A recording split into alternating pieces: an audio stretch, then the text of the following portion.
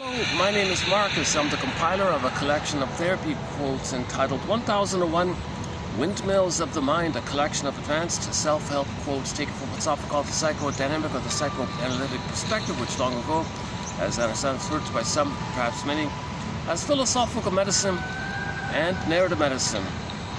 This morning I just discovered that there used to be some kind of self-awareness organization called the Delphian Society or the Delphian Society or something, and they wanted to give people a kind of continuing education on psychology, sociology, history, things like that. Give people critical thinking skills. They wanted to, their mantra was read for 50 minutes a day or something like that, and they were strong. A lot of women were involved in it. It ran from for like 70 years or something. There's still a few chapters of it around apparently.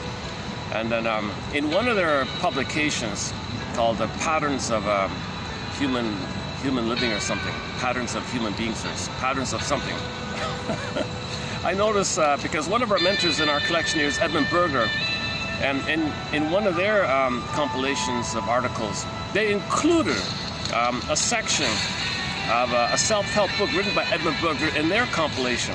So Edmund Berger had her old self-help book back in the 40s about marriage and divorce, about repetition compulsion, neurotics can't love. You have to have a sense of self to love. If you're neurotic, you just recreate the past and present, not really loving, this whole discussion. So they included a section of his, a part of his book in their collection called Human Nature, Patterns of Human Nature. They have the volume on psychology like that. So I thought I might just review a little bit of that here in this video here. Also, another thing I just discovered, the song, I remember the band Hootie and the Blowfish, right? All those big hits they had back in the 90s kind of thing. I just discovered that in 2005 in another album, the first song is called State Your Peace. I thought that's a very simple little song. He's talking about making I statements. And I thought, oh my God, this fits in. One of our chapters in our collection here is how to make an I statement. Like how do you share what's real with like intimacy? You communicate what's real, your trigger, so you communicate what's alive in you, how something in the present reminded you of the past, the antecedent, and in the past, a lot of fear, a lot of unmet needs, and you share and communicate that to the present, called making I statements. So what that happened, reminded old unmet need and fear, that's what's coming up, that's what I'm sharing. So this is like stating your piece in a way. It's an emotional clearing because it avoids misunderstandings, because you're talking about the past, you're aware of the past, you're letting the other person know it's about the past, so you're not transferring some old fear and thinking somebody in the present is threatening. No, the person in the present did a minor thing, but it reminded you it had some resemblance to a past thing, and that past thing is being experienced, right, in a frozen trauma. Another thing about trauma, somebody called it a fixation to trauma. He called it the word spellbound. He puts a dash. So you're bound, fixated to trauma, and it's like a spell. It's a spell, like, spell, hypnotized, and you're bound to what? The trauma. It's fixated in the trauma, and you're spellbound. When you're spellbound, hypnotized, in a state of timelessness, okay, what happens is you repeat, and you're stuck in this wheel thing where the present is just reeled off. You reel off the past and the present, called repetition compulsion, hope for the past, and you're bound in this traumatic neurosis, traumatic destiny, traumatic destiny, because the future, you're just going to recreate the past, relive the past. You're not living in the present. You're just spellbound. You're spell, like a spell. A spell was put on you, right? The trauma puts a spell on you. That spell, okay, is called, you're going to be fixed, frozen in this huge pain where you thought you were going to be a goner. Mother abandoned you, mother used you, mother wasn't around, old cunning child, whatever happened, your basic safety, your basic trust was gone with the mother. And you were spelled, bound, fixated, tied, emancipate yourself from this thing. You're tied to this trauma fixation, or fixation to trauma, bound. Okay, now this is imprinted, and your energy's in there, and the spell is like there's no time in that brain. So the spell is you're gonna go through life repeating that thing that caused you to be stunned there. So that's called repetition compulsion, compulsion repeat. Caligos, hamster wheel, Santiana. Okay, you're trying to get a better outcome. You're trying to get out of the spell. You're trying to get out of the spell by hoping to get mother's love. But wait a minute, there is time. The present's not the past. So you can only do things symbolically. See, symbolically, look for mother in the present, cookies, food, promiscuity, relationships, whatever, and, gambling, money, things, material, shopping. You kind of like search for things, but there's an unconscious hope that whatever you're pursuing, it's going to be mother in the past, and you'll get the love, and things will be normal, and you'll resume development and have your budding, beauty, emerging self, sense of self, and you'll be yourself, ontological self. You have your sense of self, the feminine, okay, and so on. And you want your vital self, your embodied self, and that the quality of our feelings from there determines the quality of our life. If that golden ball goes to the trauma, the pin goes on, I call it emotional body goes down. Okay, then you're dealing with this curse, this jinx, this fate, wrestling with destiny. You're spell bound in this trauma fixation. And what yesterday was a key. I think a good short in yesterday's video. Check out the short section. There's some good. There's a good one in there, I think, where what binds this whole energy and life force thing, and what are you repeating really? Well, you cry for love. Mother wasn't available. You're enraged. You thought you're going to perish. Now that's an actual experience of the stress response, amygdala. So your brain might pump up too much cortisol, adrenaline. Love's got to go aside, safety's got to go aside. You're just dealing with a survival thing. Now remember, the fight-flight response is, for your survival like that. So the baby's a survival like that. So he doesn't want to be traumatized by it. My mother, I don't want to be traumatized by you. Don't leave me, don't abandon me, don't hurt me, don't use me. No, it's a little thing to find me. Don't treat me like a human being. Me and my niece see me. I need your mirroring and a rhythm of bliss and a safety. I want my trust to continue. I need time to get, I need time to develop here. I expect to be safe with you. Don't betray me. Mother betrays me. Mother says all about me. I don't see you. I'm soul blind. Because the mother's caught in her past, hoping for a better past on her end, not available for the present. So the baby is distressed, shame, fear, build up. It turns to fury, rage, anger. Again, mother says, you can't be angry at me. Who do you think you are? Blocks turns to himself.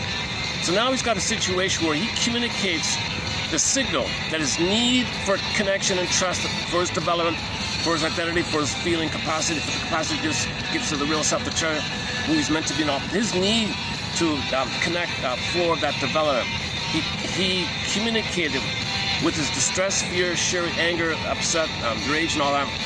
That's a signal that his need is not met. Mother, my need is not met. My rage and fury. Okay, take the anger character, the flames, SOS. See the SOS? I'm stressed out here immensely. And once again, mother says that's all about me. I have a blind spot. I can't see. I have no ability to see it. Stigmatization. I never used that. I just saw it. Yeah, that mental hygiene book I talk about. They talk about stigmatization. I never used that phrase. I just been using blind spot. But some French guy long ago says, well, there's psychological blind spots called somatization. So he takes the physical thing called scomota, when the physical, like a physical, literal blind spot if a person has disabled or in their vision or something. He just borrows that. Well, there's psychological versions of that where we disassociate, deny, blot out, disavow, don't want to know, can't know. So there's a huge blind spot. You can call it repression, denial, disavowal, or I don't want to know, disassociation, split and disassociated, separate, compartmentalized bin. So it's too much pain to know, so it fragments like that. So he calls it psychological stigmatization, right? Anyways. Okay, come on, hold up on me, fan. It's baking out here, so I don't got much. I was hoping the clouds might. Okay, enough about the weather report. It's the usual, whatever, 35 or 36, but with the heat factor, it's more like high 30s, early 40s or something like that. Low 40s maybe. I'm not really sure anymore. Okay, never mind about the weather report. So, so a couple new phrases I just found yesterday and this morning. Stigmatization, meaning blind spot. Okay.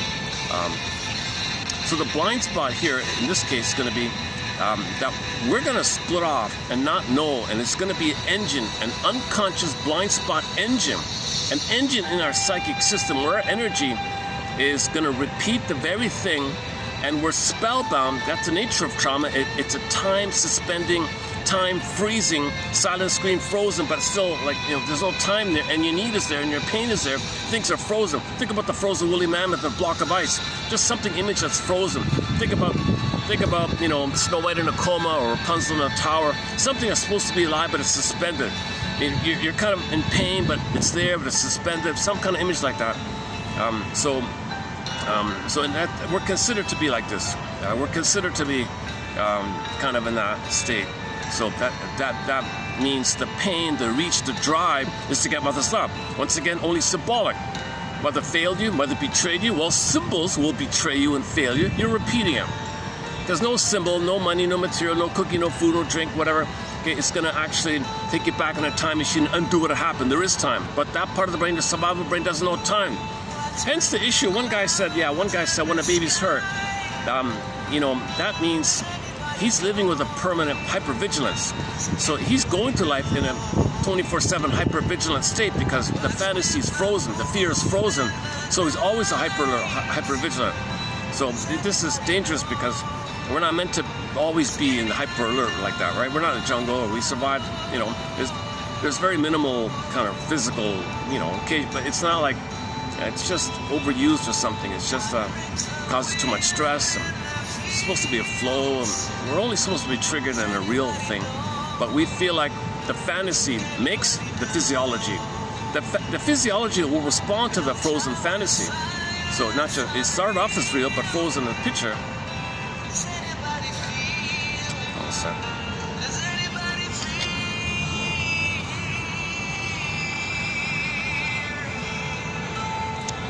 Okay, when someone's kind of staring at me a bit, I gotta stretch a bit or something. Okay. Yeah, luckily not too busy today. I'm surprised. It's Mondays are usually kind of busy here. Okay, where are we here? So, okay, let's back up a sec. So, repetition, compulsion, compulsion, repeat. So, we can't live in the present because there's so much fear, unprocessed trauma, unrecognized trauma. It's blind spot trauma. We are not aware of it. It's psychological, emotional, psychic scomatization trauma. Betrayal trauma, where we were betrayed, and the pain means we can't trust. We can't let up. It's always 24/7 alert kind of thing. So we're stunned in this frozen alert thing. And that's ridiculous. And our body, it affects our body. We get people walk around like armored, you know, armored, all this armory and things like, or it can. There's other ways the stress can affect a person. Too much stress can affect a person physiologically, in their personality, in their attitudes, in their beliefs, in their behaviors, and the numbing. There's a variety of offshoots around afterwards following too much stress the person is experiencing. So let's not focus on that for a minute. But let's put that aside for a moment. The various negative personality patterns, so sarcasm, cynicism, and schadenfreude, treating others the way you were treated, blow off steam, scapegoating. Okay, there's a lot of activities that you create things in the outside, distracted with inner conflict. Yeah, in the mental hygiene book, I talked about the Delphi people. Now, they said, they quoted that guy who started the so-called mental hygiene film, the hygiene movement, Mr. Clifford Bears or something. A mind who found its own self or something. I forgot. I haven't read that book, but that guy started the whole mental hygiene movement because he says, man, oh man, we're not aware of ourselves. Our inner conflicts are causing all these outer problems. If we can heal inner conflicts, things will get better on the outside. Michael Jackson, Man in the Mirror, inside out. You want the outer better? Heal the inside. So he kind of made a huge contribution in this thing, Mr. Beers there. Although the mental hygiene movement's been around, like prior to that, he gave it like a huge boost in a way. So I didn't know that about him. And then it's funny, they said that after he said that, some plunderer, some really traumatized person was cynical about that. Well, I'm going to watch you, you know, because people are envious of goodness. Because when there's goodness, people are very traumatized. The topic about envy is you need it, right? Now, if you see it and you need it, all the pain. Well, devalue it, diminish it, then it's not good. Then you're not triggered. It's called envy. So some envious people were attacking these guys because they don't want to see goodness. Because that's a way to not feel the pain that you need goodness. It's ironic because you want the goodness, but the problem is you never accept any goodness. You never grow or learn from anything or anybody. There's a huge after effect. You're just in the moment. There's goodness. I don't want to see goodness, pain. Well, if I wreck the goodness, then it's no good. Then I don't think there's goodness. Then I don't have the need. I don't feel the pain of the unmet need. So wreck it. So there's a lot of envy going on, right? So that's the inner kind of conflict. Okay, back up a sec. So back to the scomatization. So that's what it's called, scomata, the psychological blind spot. So in the psychological blind spot, in the unconscious, there's like a little closet or something, right? And in that closet, it's kind of like an engine driving things, puppet master driving things. Okay, think about like the wizard, maybe like that. I don't know. There's some kind of force that we're not aware of. We're not aware of. And this force in our unconscious called the compulsion to repeat. Okay, Mr. Freud's most famous essay, most famous phrase perhaps is probably that one there. His most famous essay is called Memory Repeating Working Through. We don't remember. So we repeat. In an attempt to remember. When we remember, we can stop repeating. So there's the hope of it all. The positive side of it all is we're meant to be conscious of this. If we're not conscious, we keep on repeating until we do become conscious. Sure enough, a lot of people are aware of their patterns. Things change, they get better. Rebirth motif, they feel like a new person, all that. But when you're not aware, you do the same thing over again. Berger had the thing about the conveyor belt. The woman had a harsh father or something, would only be attracted to negative men. She would provoke them to be negative towards her. She would choose men in advance who were negative towards her, or make it happen, be passive aggressive, make them negative or something, or see that they're negative even though they're not. And so and then she would leave them. Conveyor belt, stencil, repeat, doing the same thing over and over again. He called it like a conveyor belt. Oh, Jesus. I'm gonna sit right there. Oh, jeez. Oh, it's getting busier here. It's funny, they don't really hear me, these people. It's funny about the park.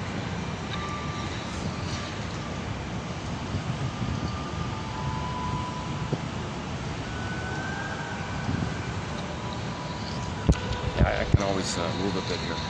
All right, let's just give this a try for a bit.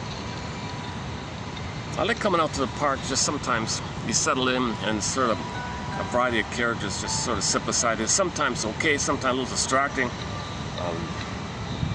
That one's a little distracting. Let me see if I can change it up here. Hold on a second. I'm kind of lazy. I don't want to move. One second.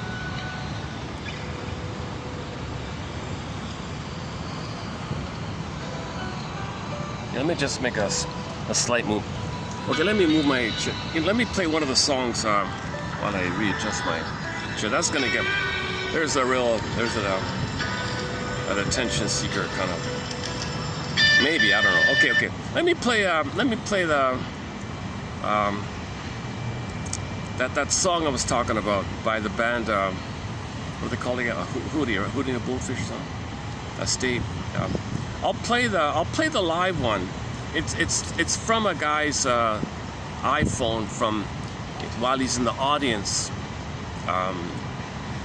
So it's I prefer the live one actually than the studio. So here's a good song, a very simple, short lyrics. It's very simple. It says state your piece. So in life, what he's trying to say is, in life, what do you got to lose, kind of thing. You're in a relationship, things are going downhill. Maybe if you say what's real, state your piece, what's honestly going on, it might save the marriage. Maybe not, but the way it's going, there'll be a divorce. If you state your piece, i.e. make an I statement, what's alive in you, what old fear do you feel now that's from the past? Share all that, because if you don't share that, then people are afraid in the present. Then, they react like that. But if you let people know, no, I'm dealing with the past thing. When you slighted me, I was reminded when mother abandoned me and all that pain, and I felt so distressed and angry like that. So it's not really about that. I just want to share that kind of thing, and it might work. He says you don't know, right? So let's play that song. State your piece, darling. State your piece here. Oh jeez. Oh my goodness. Oh my goodness, what is it with this? There's a tendency for people to just, it's right beside me. Hang on a sec. Okay, I'm gonna have to go back here then.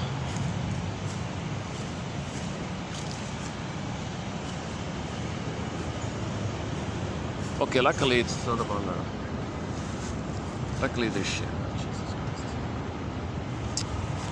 I'm kind of limited with my angles here. What about here?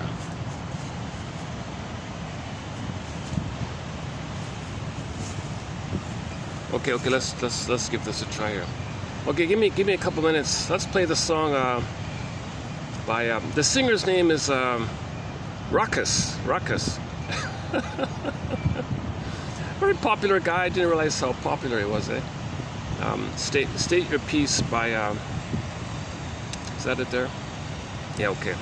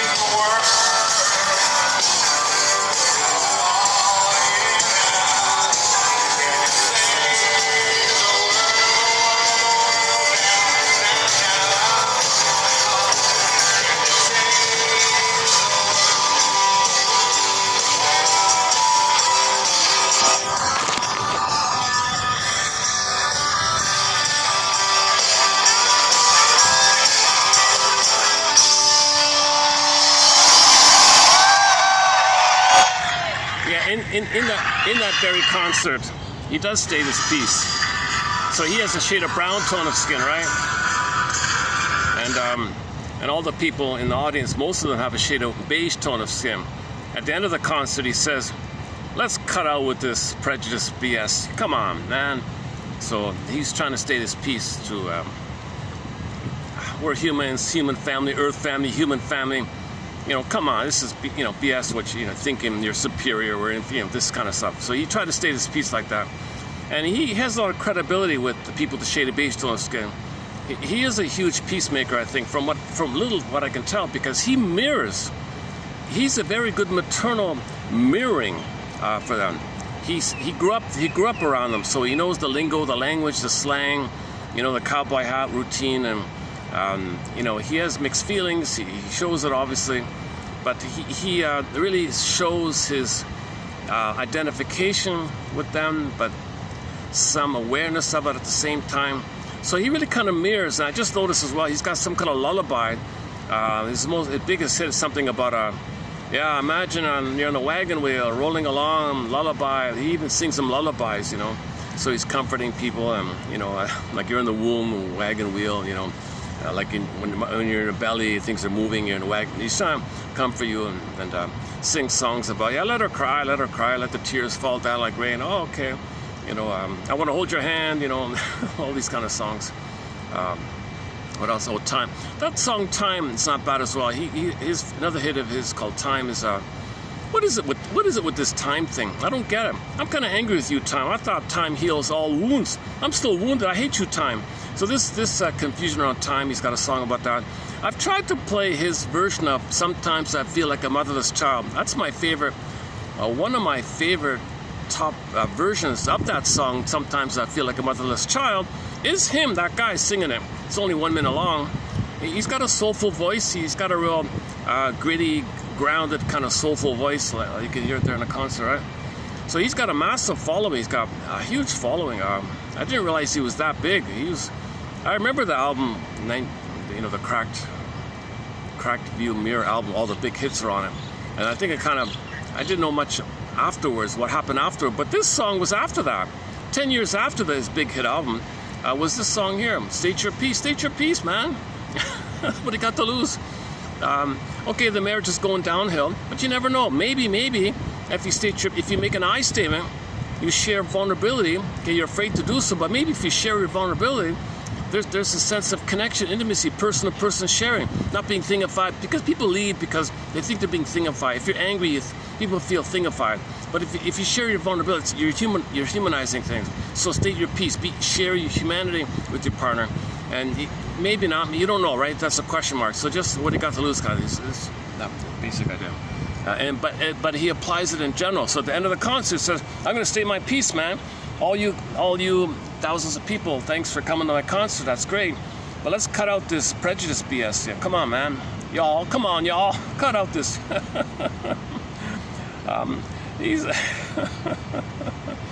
his confidence and strength to even be on stage in front of potentially tens of thousands of people who were raised in a biased way like that. So anyways, that's one song. While we're on the topic of songs, I got a second song I want to run through a little bit. Hang on a second. Oh, Jesus Christ. Oh, man. It's really... Yeah, it's Monday again, yeah.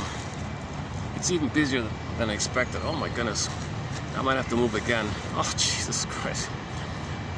Oh, my God. Some team of characters just right in front of me there. To my side, to there, 1, 2, 3. I'm surrounded. All I have is this little... Thank goodness I have this little thing in the back here. Okay, maybe I can deal with it. Oh, Jesus. Okay. They're a little uncouth, but that's... Okay, let me tie myself to the mast here and to see if I can... If I get too triggered by it, it's right in front of my vision there. Jesus Christ.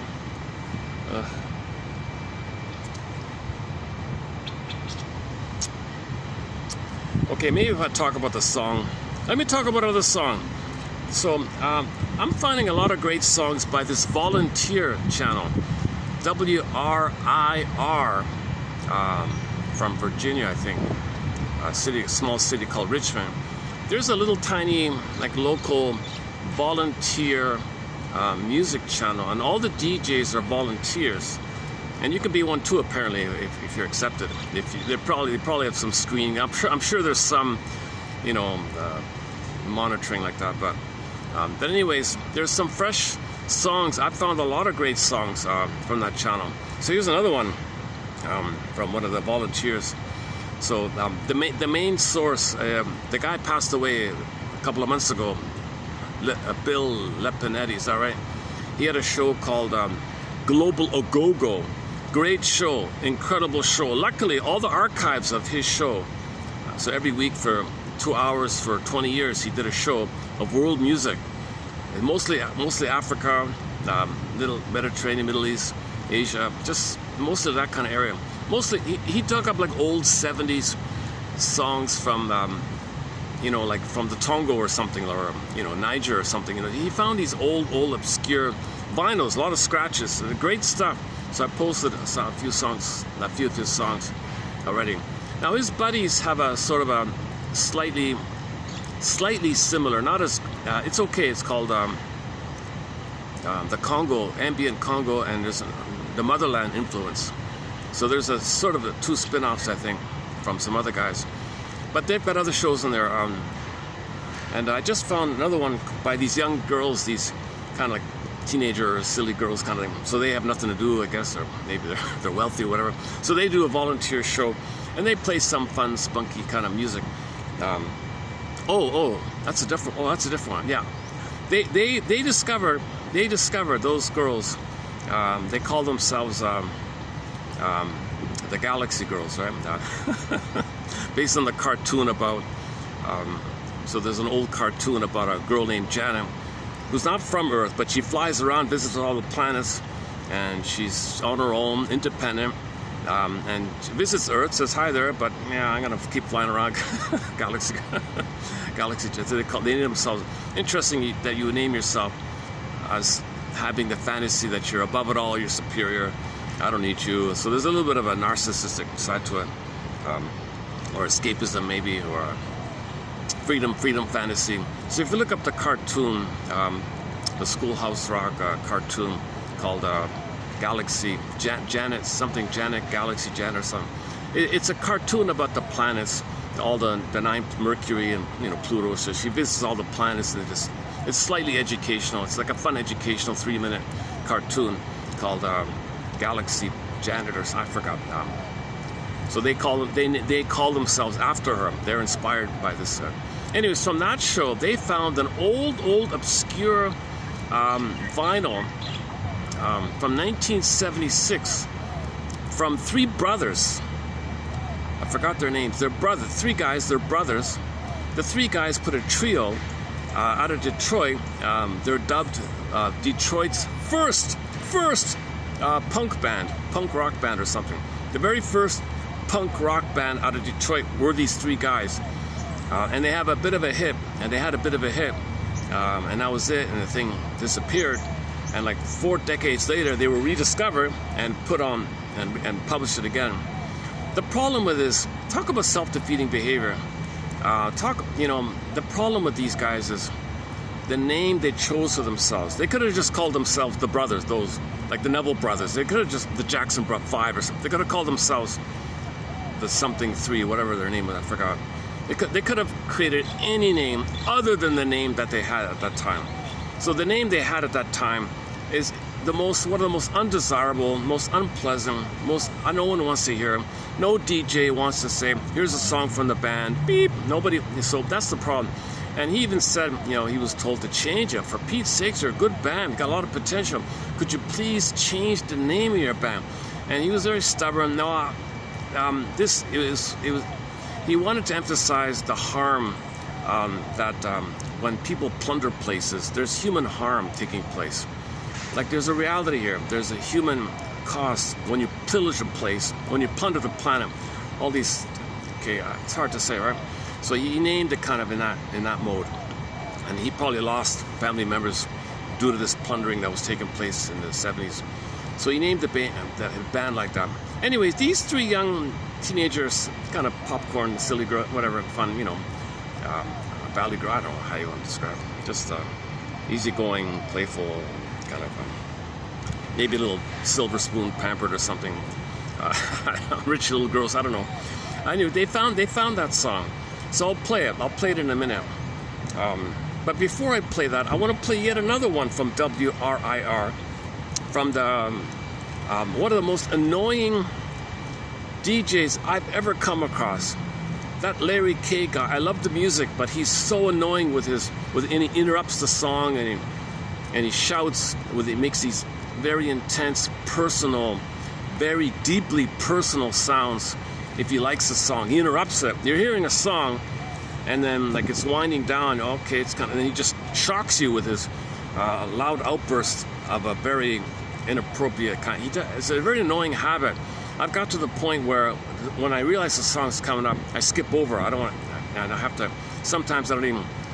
Luckily, he just posts the name of the band. Okay, give me the name of the band. I'll look it up myself. I don't want to hear. So he kind of, I've kind of worn out. It's too much like that. This lady here, I forgot her, Janelle or something. Janetta, I forgot. She does the same kind of thing. She does the same annoying thing.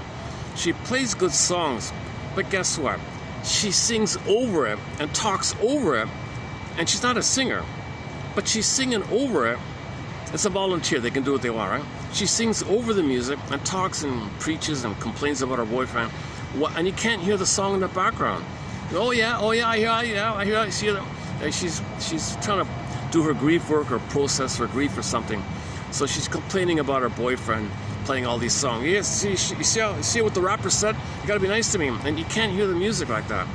So she's very annoying. I managed to partially hear one of the songs, and okay, maybe that's a good song. Let me check it out. So here's one song out of Germany called Just Visiting. It's a German song. That's the English. That's the translation. In German, it's called Zubesch. Is that it? The German artist is Scylla or something. Scylla or something. Celine or something. Looks like Celine, but I'm not sure if it's pronounced Celine or something resembling Celine or something. Celine, maybe Celine or Celine. No, that wouldn't be Celine. Right? Celine. Maybe it is Celine. Maybe it is Celine. There's a little mark over the E. Diacritic. What do you call those in the French language? The diacritics. The little vertical dot over the E. It's not a dot like an omelet. It's not two dots like the omelet. It's just a little diagonal. Okay, never mind about that. So she played a song that's popular. I looked it up. It's got millions and millions of views. So sure enough, it is a very popular song.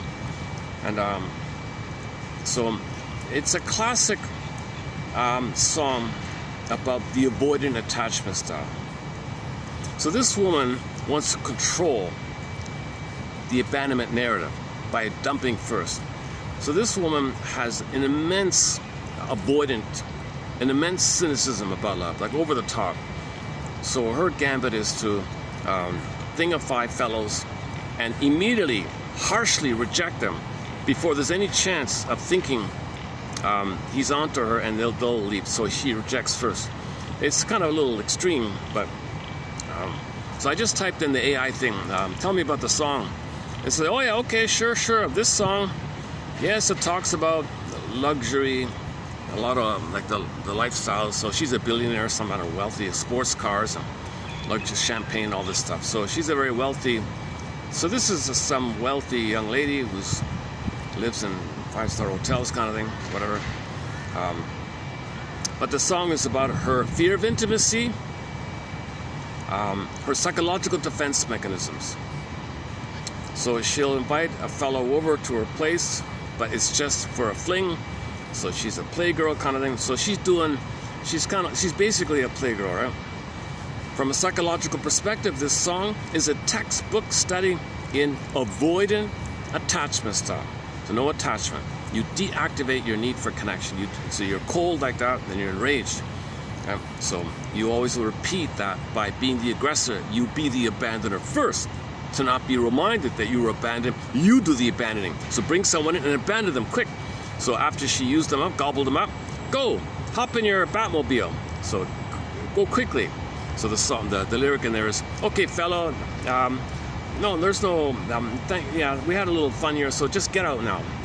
Go in your Batmobile. Fast, go, get away. I don't want to think about it. No, but we can talk. No, get away. We can have breakfast? No, get away. She was doing this again and again, repetition compulsion, right? A textbook study in avoidant attachment style. Okay, so the core thesis of this song, where she says, I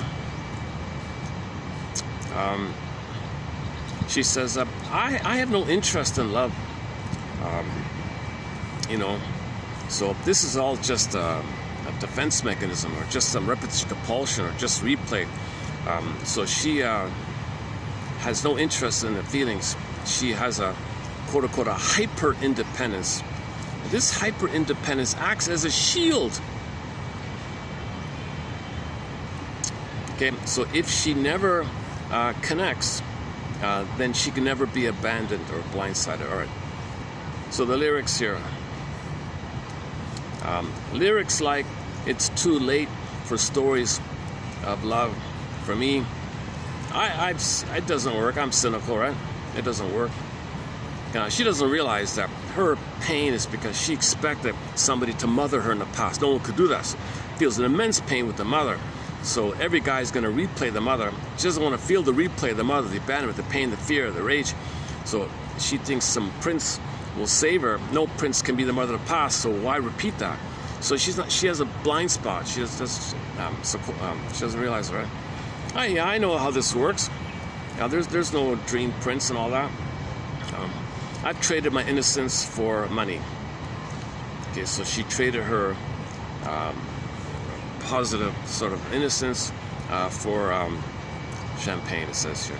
Symbolically replacing, for jewels, yeah. Symbolically expensive, luxurious items. So she replaced her innocence for money, basically. Which symbolically replaces her emotional life with armor, material armor, money, armor, by dismissively telling her partner, "Oh, were you interested in some kind of feeling? Ooh, go back to your mama." Okay, so here what she's doing is called projection. Projection. She can't go back to her mother. She wants to go back to her mother, but there's too much pain. So you go back to mother. She wants to go back to mother, but it's too painful for her to think she wants to go back to mother, i.e. get love in the past. You go to your mommy. I reject feelings and needs, but she wants mother, i.e. she wants love. She denies it. So what you do is called projection. Oh, you wanted to be nice, have a croissant in the morning? No, go to your mother. That's called projection, right? She rationalizes her inability to provide any kind of emotional connection by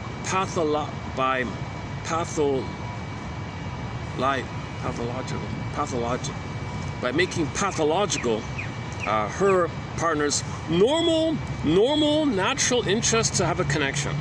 So she makes it pathological, right? Okay, so she projects. Is that in here? Hang on a second. Oh, maybe later on. One of the most telling lines is, get in your Batmobile. You have to get away from me quick. I'm no good for you. But anyways, I'm no good for you. Okay, so this is a preemptive strike against rejection. So preemptive strike against rejection. So she knows the guy, that no guy can be a good mother in the past. So she knows she's going to relive the rejection triggered by the fellow in the present being symbol of the mother of the past. So to not feel the re-triggering of the pain of the failure with the mother, she manages it by rejecting him first to control the rejection narrative. This is a preemptive strike against rejection. By labeling herself as no good or toxic for other people, she shifts the blame of the inevitable breakup onto herself, paradoxically keeping herself in power. So it's a power move, right? So she rejects, I'm in power. I'm not going to feel mother hurt me. You leave first so I don't be reminded of mother hurting me. She thinks she can undo or master the trauma of her mother hurting her by always rejecting people. She can have 20 lifetimes to do it being a playgirl. It's not going to work, right? It serves a dual purpose. It warns the partner not to expect anything real, and it alleviates her own guilt when she eventually walks out the next morning with no breakfast, or kicks him out, or she walks. Somebody has to leave, right? All right, in the morning. Okay, so this is okay, escapism. The setting of the song relies heavily on using external stimuli to dictate the mood. Okay, so you got all the illegal things going on, and the alcoholism and the loud noise or stuff like that. All right. Interpretation. A therapist would view this as a reliance on things that numb your pain, lotus land, okay, and sensory distractions to tolerate proximity. So people are uncomfortable, they smoke in front of each other, that kind of thing. So there's no intimacy here.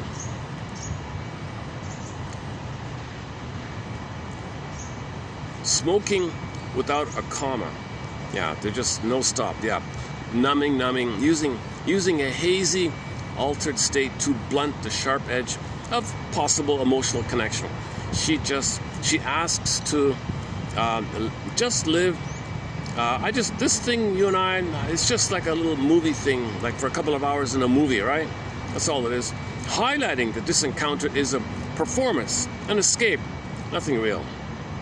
Despite her rigid walls, the narrator displays a profound psychological tug-of-war. She allows herself to indulge in temporary closeness. She lets the fellow, like her maybe or something, and then rejects him. Ambivalence. This indicates strong emotional compartmentalization. She isn't entirely numb. She craves some human contact. However, the anxiety of what happens after the connection. Okay, so the moment, this is very common, the moment there's a potential of oxytocin in the brain connecting, it triggers all the stress. She doesn't want to feel the oxytocin. Oxytocin is the bonding hormone, love hormone, connecting hormone, right? So the moment she might feel, the oxytocin might, preempt, aggressively get angry to prevent the oxytocin to come up. So oxytocin triggers the fear like that. Because when she was a baby, wanted to bond with the mother, fear. Mother said, leave me alone or something. Baby wants to connect, mother punished him, felt stress. So that's the curse. She's spell-bound, fixated to this trauma, repeating. Okay, look for the connection. The moment the connection might be there, stress, preempt, defense, preempt, go away first. So she's just repeating the thing. How are we doing here? Okay. Where are we? Next one here.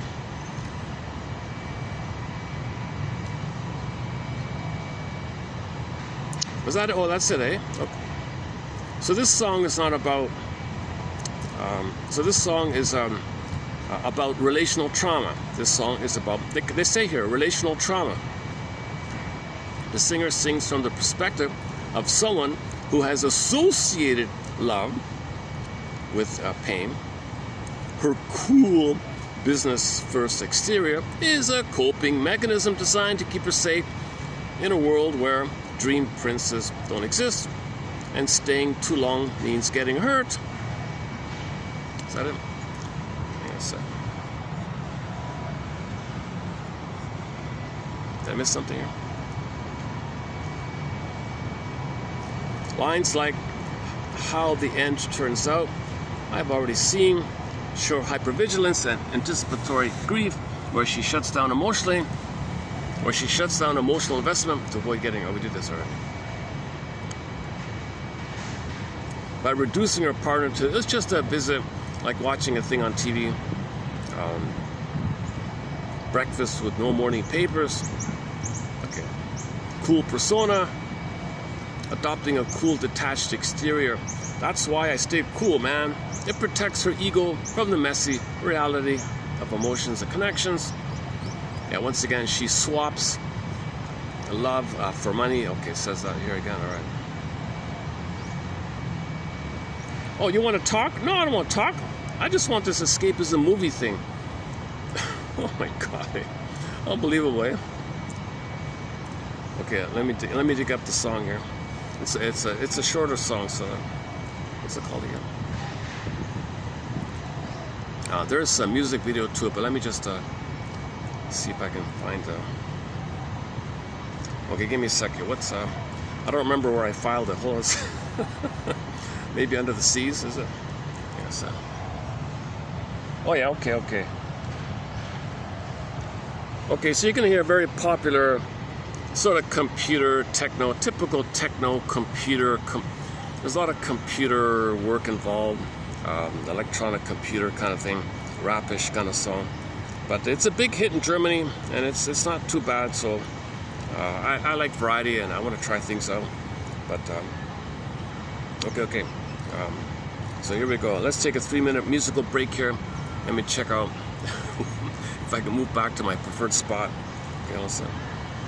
Steig in dein Bettmobil, du musst weg von mir, Baby, ich tu dir nicht gut. Präsidenten-Suite, rauchen Kelly Weed, doch ich bleib nur zu Besuch. Ey. Keine Zeit, tut mir leid, ich muss weg. Gib kein Frühstück oder Zeitung im Bett. Ich habe keine Augen auf der Liebe, aber dafür 2 aufs Geschäft, ja. Bitte lass uns chillen, ich will nicht reden. Nur für ein paar Stunden in dem Film leben. Schau mich nicht mit Knopfaugen an wie Anime. Hab die rosa Brille schon getauscht gegen Cartier. Für Storys von einem Traumprinz. Zu spät, wie das Ende ausgeht, hab ich gesehen. Diese tun mir zu heiß, darum bleib ich cool. Erstmal eine Mische und danach rauchen wir Pool, ja. Brauchst du Liebe, ja, dann geh zu deiner Mama. Das Einzige, was von uns bleibt, ist der Kater. Nein, du kannst mir nicht trauen. Gib Kickdown und steig in dein Bettmobil. Du musst weg von mir, Baby, ich tu dir nicht gut. Präsidenten-Suite, rauchen Kelly Weed, doch ich bleib nur zu Besuch. Im Bett, smoken ohne Punkt und Komma. Wenn ich lache, sagst du, ich bin deine Pocahontas. Ruf den Zimmerservice an, bestell noch ein Wodka. Mach zuerst die Kerzen und dann die Pose Boxen. Du kriegst mein Herz heute nur geborgt. Beim Schlafen sagst du meinen Namen. Ich flüster dir leise ins Ohr. Baby, ich bleib nur für eine Nacht. Brauchst du Liebe, ja, dann geh zu deiner Mama. Das Einzige, was von uns bleibt, ist der Kater. Nein, du kannst mir nicht trauen. Gib Kickdown und steig in dein Bettmobil. Du musst weg von mir, Baby, ich tu dir nicht gut. Präsidenten-Suite, rauchen Kelly Weed, doch ich bleib nur zu Besuch. Ey, in dein Bettmobil, du musst weg von mir,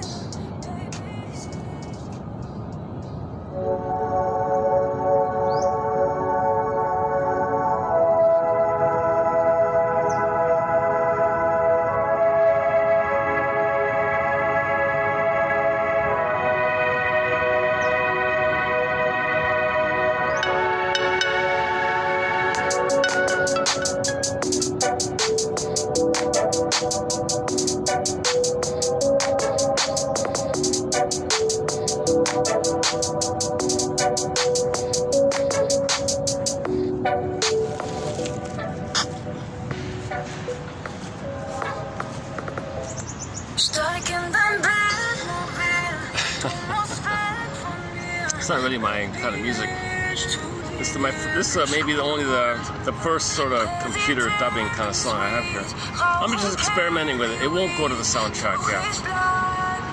But I noticed the comments about the AI comments about the song, how she wants to control the narrative of the abandonment issue, and I use it as an excuse, and then I used it as an excuse just now to talk about this new phrase, trauma fixation, spell-bound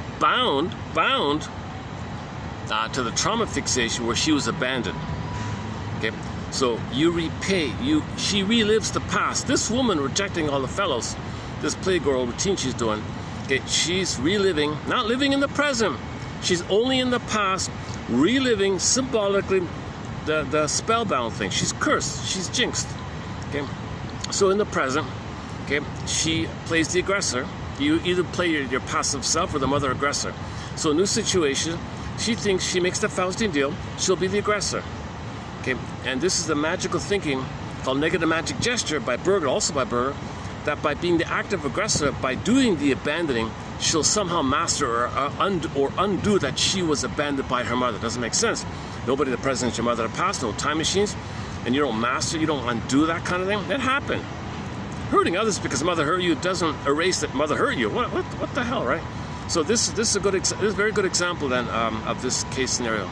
So in every new situation, she plays the 45. But in a new situation, she casts the boy in her. Okay. She's gonna re-experience, recreate, reenact, same script, different cast. Okay, same script, same stencil. Okay, in the present, replays that traumatic script in the present. In the present, the fellow's gonna be abandoned, not her. She'll do the abandoning. So she's very alert, very hyper alert. Okay, so the moment the fellow feels a little oxytocin, a little desire to trust, that's what happened to her. Okay, what happened to her? Mother crushed it and she felt pain. So the moment he shows a little trust or love or interest, and let's have breakfast. Carl, get in your Batmobile, get out of here. Funny line, right? So she does it again and again. It's conveyor belt. So she does this conveyor belt. Yeah. Oh yeah. Another image for repetition compulsion. A conveyor belt. Next guy, get away. Next guy, get away. Conveyor belt idea. So this is maybe a new little detail I want to focus on in this video here. This guy's phrase about the dash between the spell and the bound, the spell dash bound. We always say spellbound, spellbound. Wow. Oh, hold the phone here. You're bound to the spell. Okay, the spell is the fixation of the trauma. You're fixated. It's called trauma fixation or fixation of the trauma. It's a spell, like spell.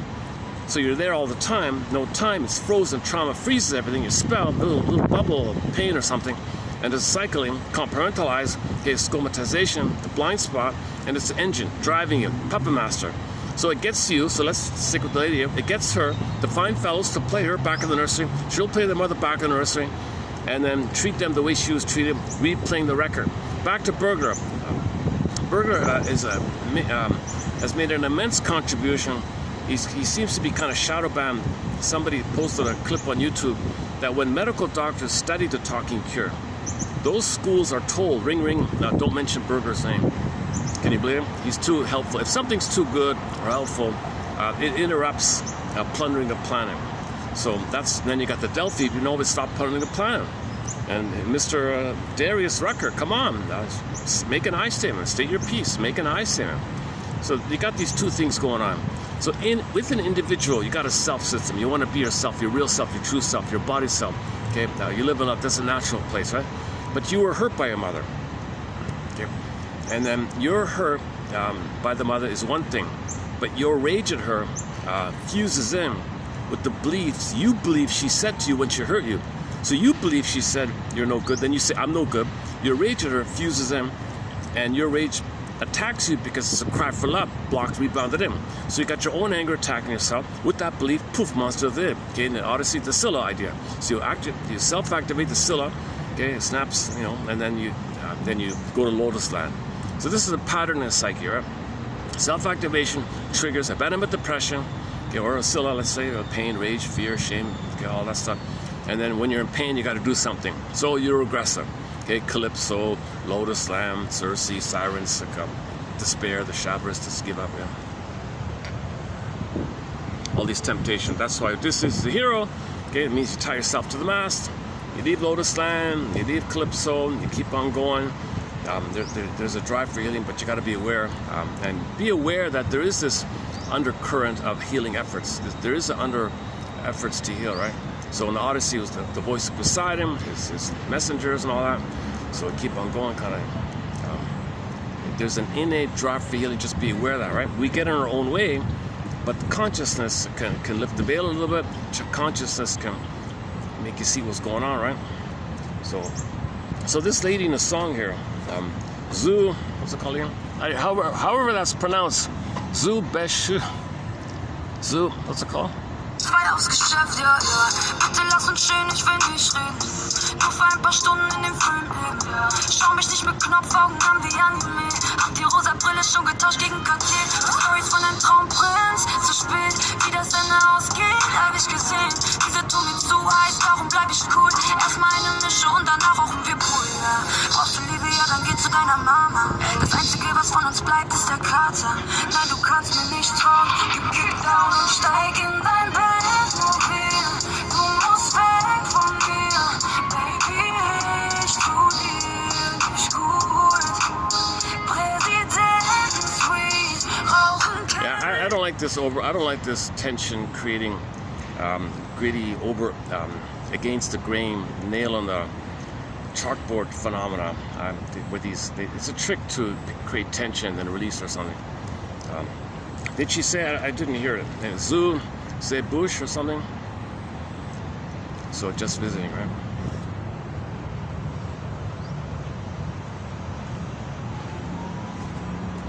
So without awareness, the singer, the protagonist in the song is repeating the 45. What's on the 45?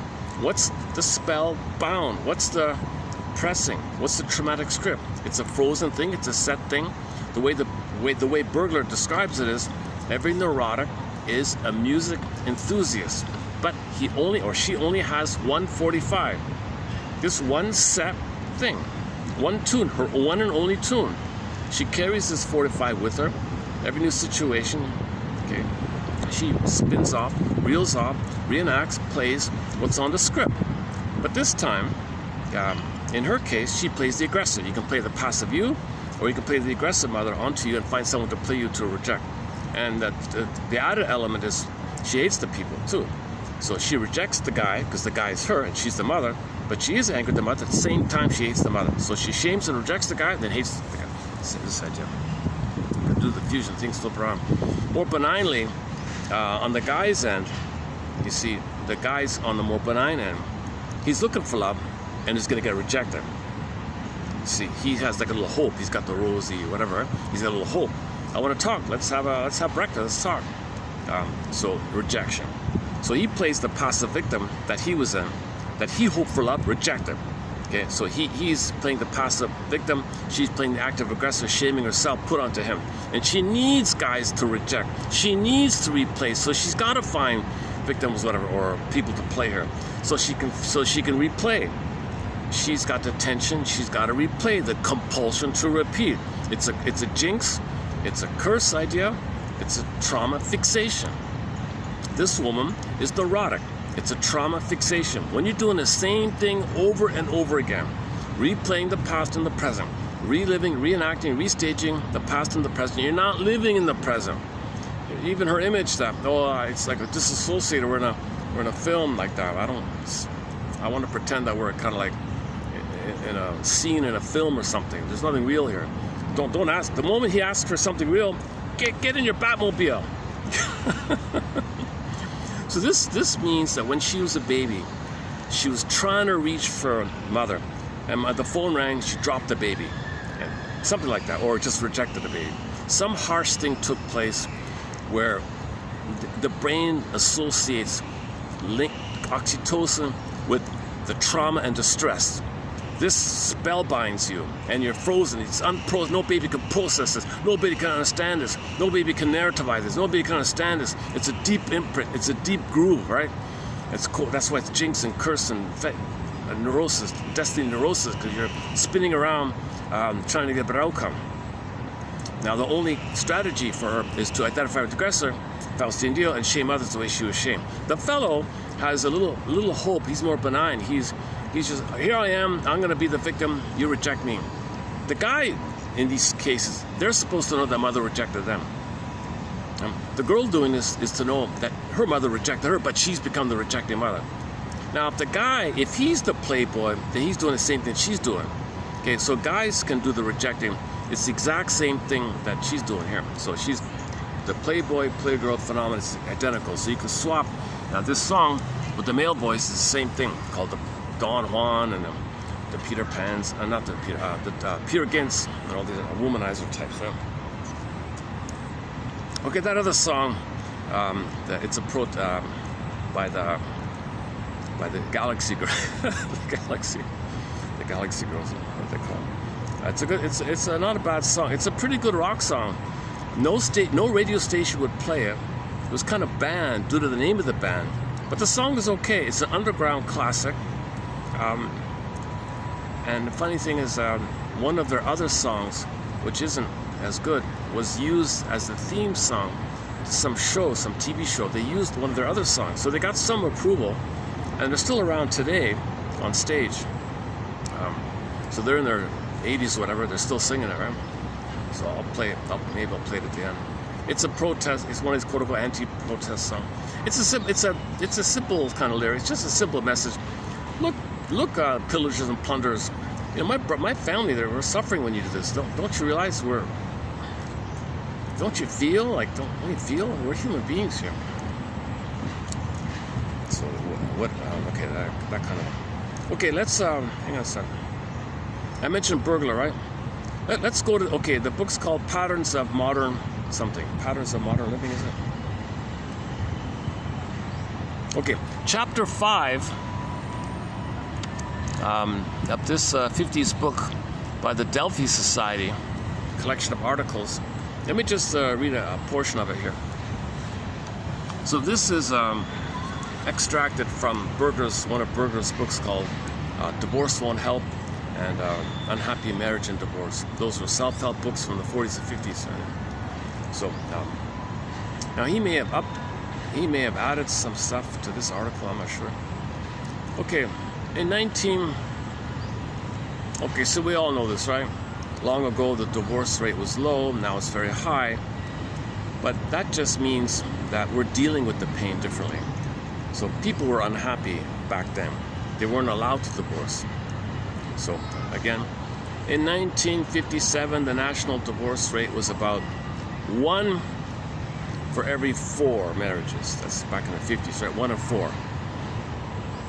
Well, you think that's much. Well, think about in the 1890s, it was more like 1 in every 18.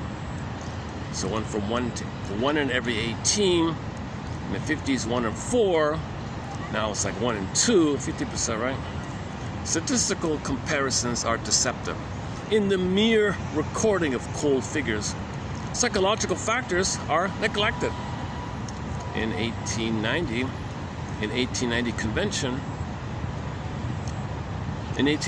convention stood in the way of divorce far more than it does today.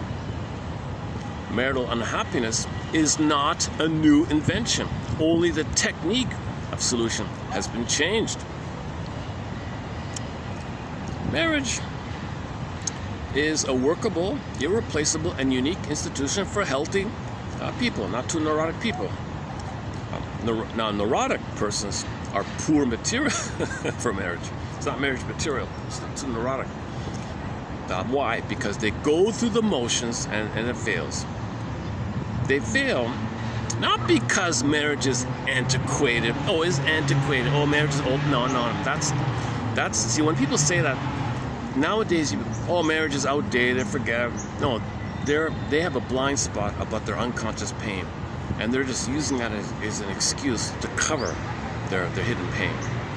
It's a normal thing to marry and have a family. They fail not because marriage is antiquated or impossible, as they claim, but because of their own unconscious conflicts. The more pain, the more trauma neurosis, the more spellbound, the more pain, then they blot it out and cover it with the cloak. Oh, sour grapes, no good anyways. Antiquated, sour grapes, don't need it. So they're doing a massive sour grapes. A lot of people. It's not true, of course, that every divorce proves that participants. Hang on. Sometimes a mistake is corrected and the next marriage is successful. It is not true, of course, that every divorce proves that the participants are neurotic. Sometimes the mistake is corrected and the next marriage is successful. All right. Chronic seekers of divorce, however, are neurotics. Okay, this is the conveyor belt one. All right. Chronic. In neurotics, the misunderstanding as to before I forget, let me plug in that battery.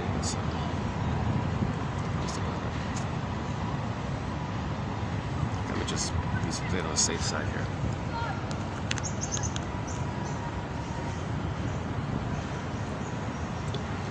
It might rain soon, eh? Jeez, 1 minute here. I welcome the breeze. Let's enjoy the breeze before the rain comes. It's going to rain probably soon.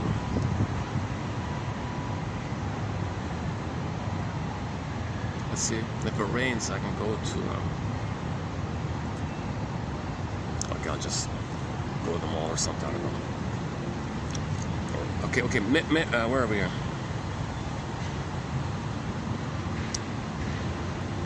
In neurotics, the misunderstanding as to who is to blame leads to the typical cycle: divorce, repeated exchange of mates, new divorce. The unconscious bias is thus shifted to an exchange problem executed by judicial means.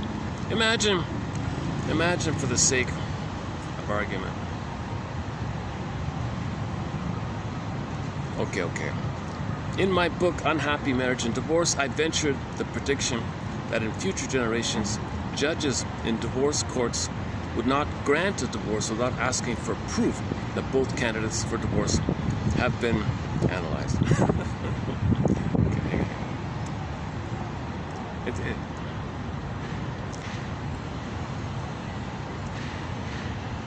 I haven't really read. I just found this before on the way in here.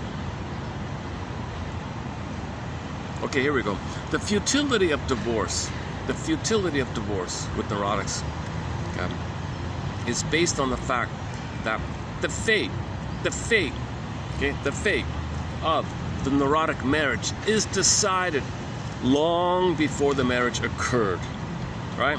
Even before they got married, it was already scripted, right? So that's why you see people getting married, you got this ache inside. No, it's not going to work. I give it 2 years kind of, those kind of things. I was at a wedding once and I heard, I was shocked. I'm thinking like, you're supposedly their friends, like you're their close friends. I was just like a minor invitee, right? The other ones are supposed to be their close friends and family or something. And I'm kind of like overhearing some of their conversation. And I heard that you're like their best friends or something, and their cousins and all that. And you're talking so negatively like this. I was shocked. I thought, oh my God. And they're invited with like such a negative. I don't know what happened. I don't even know what happened to them afterwards. But they're probably still together. I don't know. But you can imagine it, right? You see a couple, you know it's not going to work. You know it's not going to work. It's scripted in advance. He's just replaying the past. She's replaying the past. It's just a compulsion to repeat. So you find someone to play your past. She finds someone to play her past. So of course it's just going to fail like that. So neurotics, Burglar's line is, neurotics don't love. They transference love and repeat and relive. They only have this one way of relating, one way of feeling, one way of relating. It's the past to the present, conveyor belt. So the fate of the neurotic marriage is decided long before the marriage occurred. And the stabilized pattern seems to be unconsciously, monotonously repeated, like a broken record idea. The human psyche is formed in early childhood.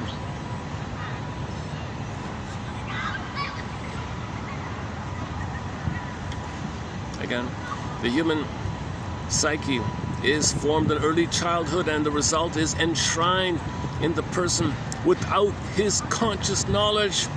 And the prefabricated stencil, as it were, is copied and recopied. I see in the old days they had those stencil things, right? And you wind it through, like triplicate. Give that to me in triplicate. Stencil, is that word? Okay, stencil. Marriage does not create anything new in the marriage partners. All the reproaches heaped upon the partner become senseless the moment one understands that the mate was chosen unconsciously for exactly that repetition. You chose that person in order to repeat. You wouldn't have chosen them if you wouldn't have been able to have repeated it. You want to repeat, you only choose people who remind you of the past. So then you see it that way, you coax them to play that way, or distort it, or make it up, or you got to recreate the past, and you choose people only to replay the past. So the girl in the song, the girl in this disco song, this German disco song, she would, no matter what the fellow is, she would automatically see that person as her wanting love, and she'll reject him. Right? She cannot see it any other way because she made the Faustian deal. She's the aggressor. She cannot see him as in the present in a nice way, because she can't be in the present because she was never loved by her mother to be in the present. She's in the neurotic. She's only replaying the 45 again and monotonously again and again. It's a stencil.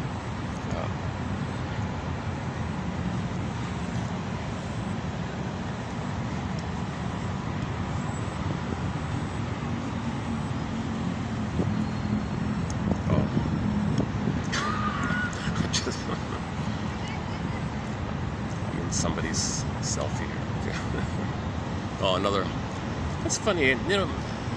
Every time I set up people's, I'm not attractive. Like, I'm not handsome. I'm not a movie star. Why do people? I'm not David Cassidy. And then when I go away, I wait 10 minutes. I come back, they're all gone. Right? Now I come back, now they're going around me. Maybe it's.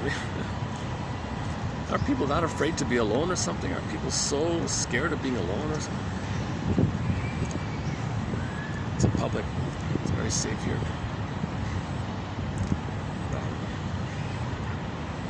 Although what was that song? In the song, I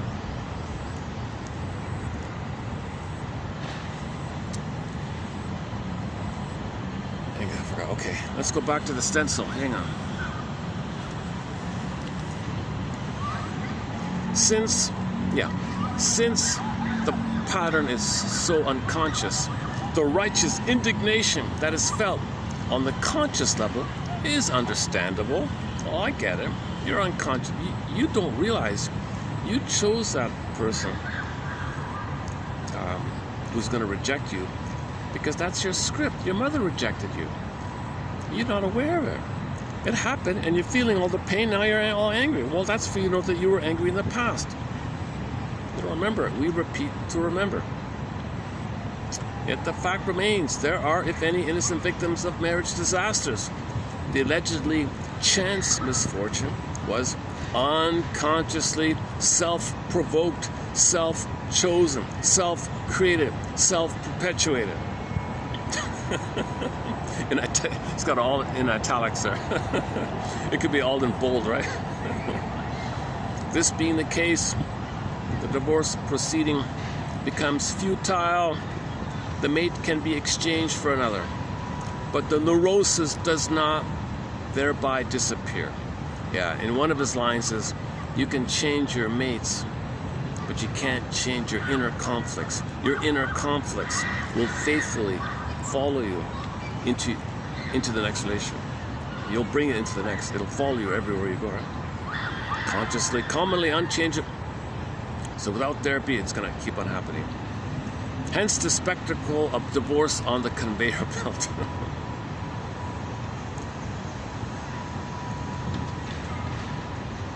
Okay, and a few examples. Okay, client A, client B, okay, all these. The grotesque. Oh, okay. One lady said, well, if this is true, one lady said, well, how was I supposed to know then? How was I supposed to know? Berger says, well, the thing is, ma'am, every human being possesses in the unconscious an apparatus, a psychic apparatus for the understanding of the unconscious of another person. Okay. The popular and rather vague term for this, quote, detecting psychic apparatus is instinct. She said, Yeah, my instinct warned me, people say, right? People often say that. My instinct warned me. So the question remains, ma'am. Why didn't the bell ring? Why weren't you alerted? Well, ma'am, the grotesque, the grotesque fact is that the bell did ring. You did have the instinct. You did have the ring. Choose him. Jump. He's the one. But for a neurotic purpose. Your instinct is perverted. Your instinct is used to replay the past. Your unconscious is way more powerful, and your unconscious saw that the unconscious and the other person is going to reject you the way your mother rejected you. Or they were rejected the way you were rejected, and you can do the rejecting. Your unconscious, bing, bing, they're the one. You're the one. There's the bell idea. Now, healthy people have a bell from a conscious kind of place. No, I know they can't be in the present. So there's two kind of bell. The neurotic bell and the healthy bell, I guess. So your instincts are distorted with too much trauma. How else can one explain the fact that she chose with such unerring surety that the partner who satisfied her unconscious wish to be disappointed? Oh, her unconscious wish to be... So she had an unconscious wish to be disappointed. So let's say, back to the song. The man, okay, the victims of the girl in the pop song, has an unconscious wish to be disappointed. So her bell is, bing, bing, bing, bing, she'll reject me. Oh, I'm crazy about you. Go away. Ouch. So his intuition was neurotic. He had a neurotic bell.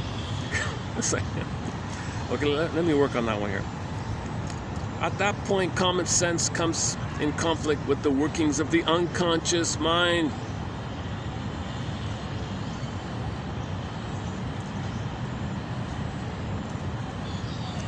The basis on which neurosis rests. Neurosis is the petrified remnant of a transitory phase through which every human being passes in childhood. Again, neurosis is the petrified remnant of a transitory phase through which every human being passes in childhood. One person may go through this period relatively unharmed.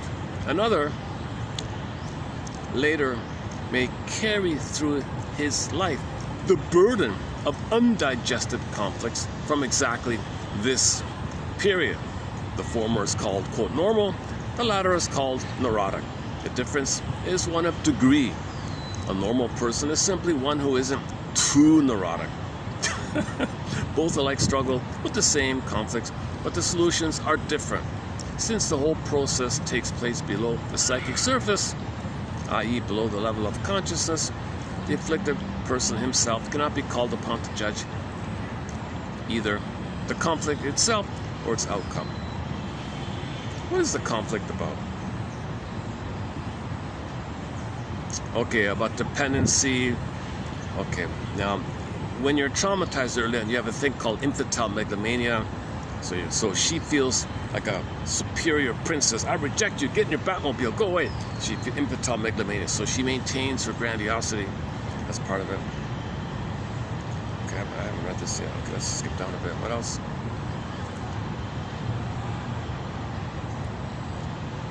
Wait a second. Okay, a little bit. Okay, some reference to fairy tales here. Okay, he gets into the theory a little bit. Let me follow. Let me read this. Let me just leave this as sort of a part one kind of thing, and continue later on.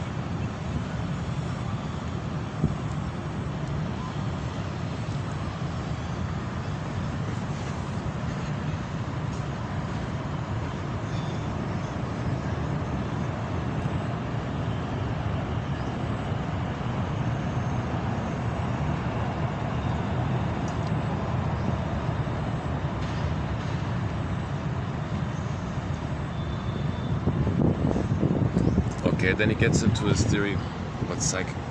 Okay. He really gets into, yeah. This is meant for the.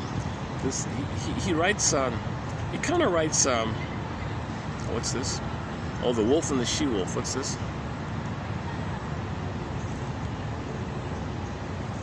Oh, the she-wolf. Oh, the girl in the song, she's a she-wolf, right? The she-wolf. Or promiscuous woman.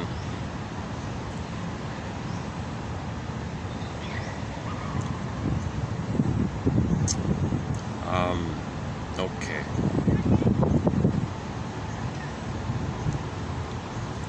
The tragic comedy of wolf and she-wolf is that of cheaters. Oh, the she-wolf was cheated, and she's now the cheater. Okay. The wolf was cheated. He's the cheater. Cheated cheaters. Okay, that's one. Yeah, that's a quick way of saying it. The cheated cheaters. He believes himself to be one up or something, whereas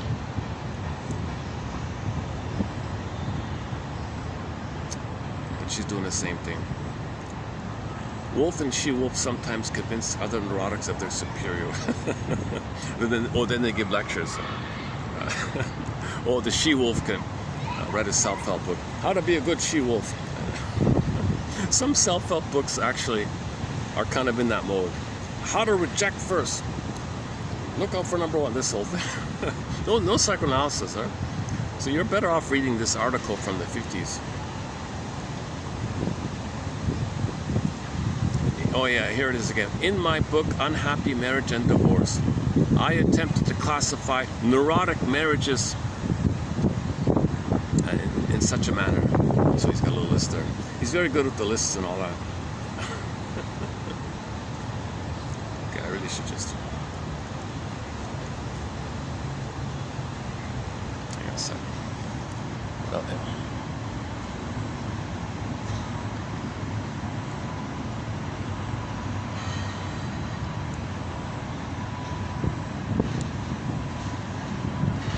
Okay, the milk toast type jealousy.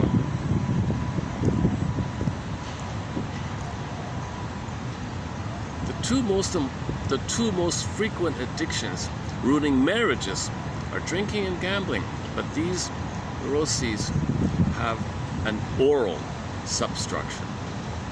Both are grounded in the refusing mother fantasy, though in different ways. Yeah, that's an oral. This is all these oral. All addictions have an oral substructure of the refusing mother. So, mother refused you.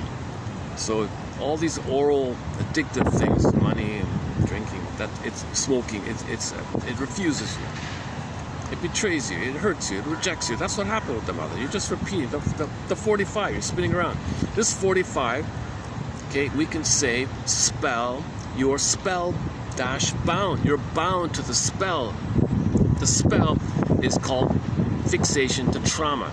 Trauma, and you're fixed, like you're stunned in like an ice thing.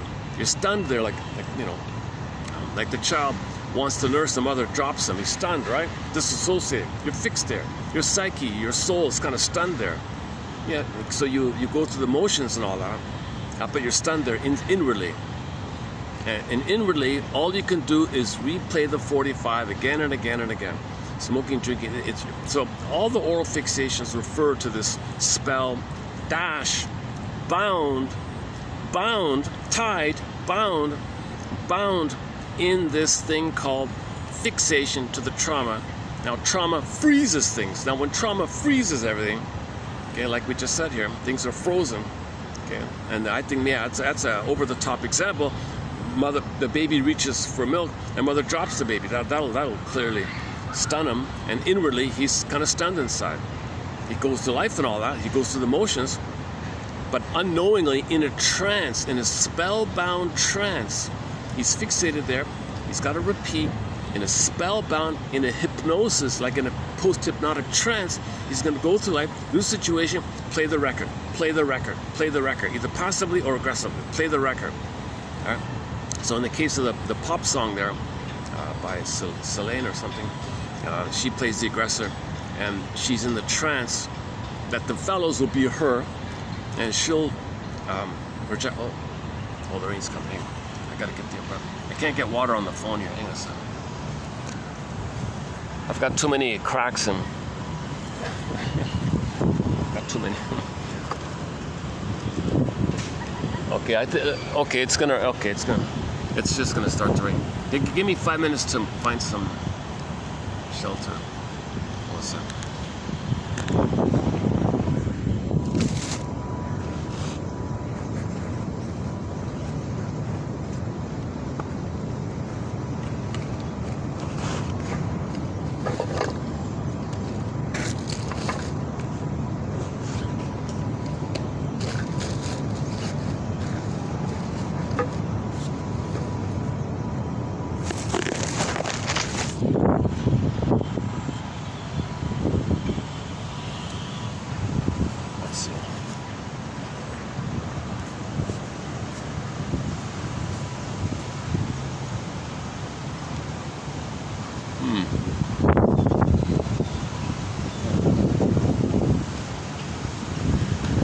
Let's just go to the mall then.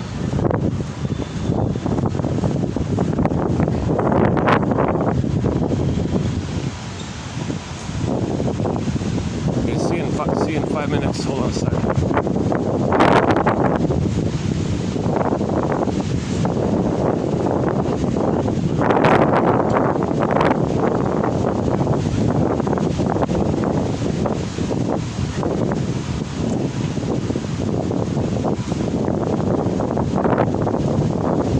So the takeaway of this video is that point I just tried to make 5 minutes ago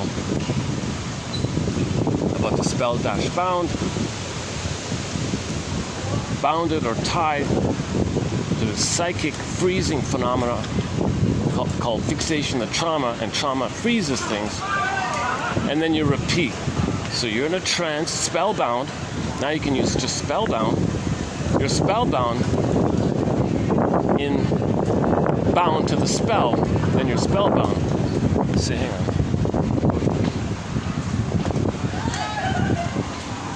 Closed for maintenance.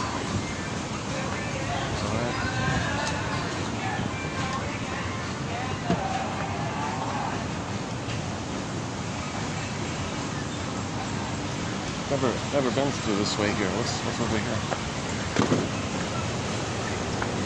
Ah. Back. Oh. What is all this?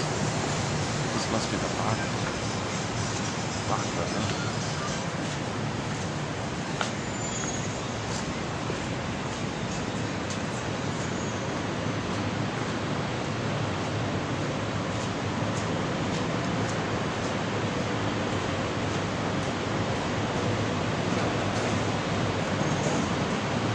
Oh, wait a minute.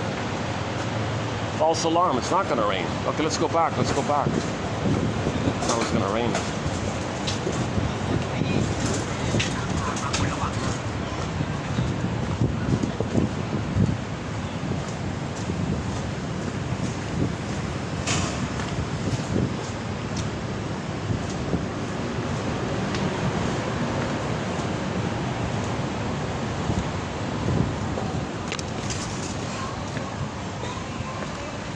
Can't I just get up there somehow?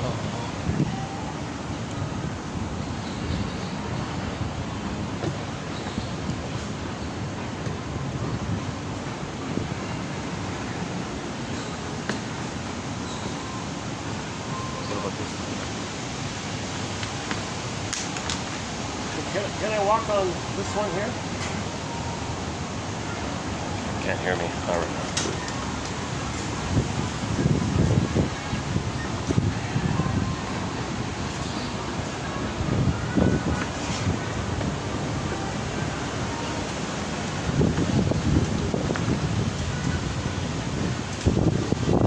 Give me another 5 minutes, hold on.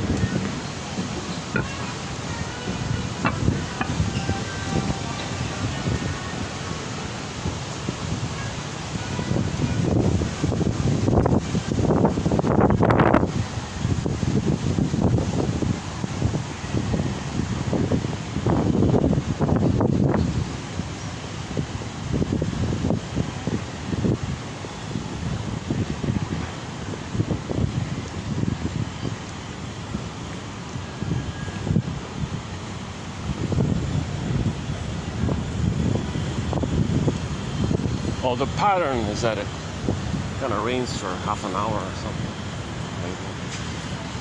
Okay, when we settle back in, are we still recording here? Okay. Well, when I settle back in,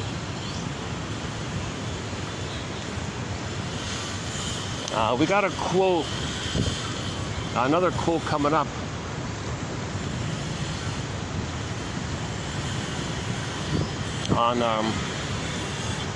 On the narcissist myth. So we'll do a little bit about the narcissist myth, and plus a related one to it. There's a third one as well. So stay tuned.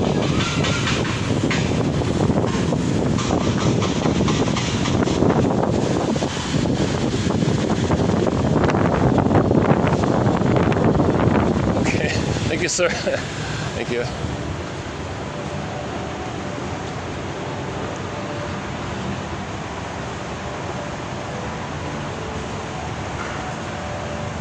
see if I can discreetly go somewhere here. What about here?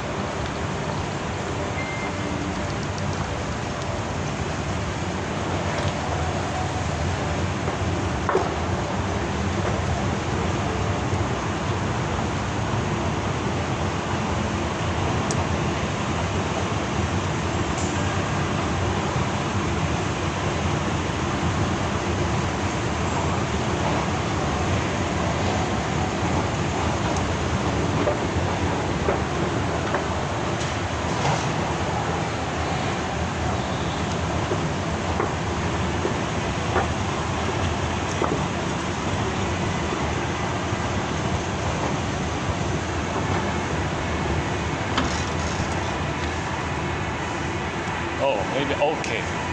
Maybe I can go here. These guys are closed. Yes.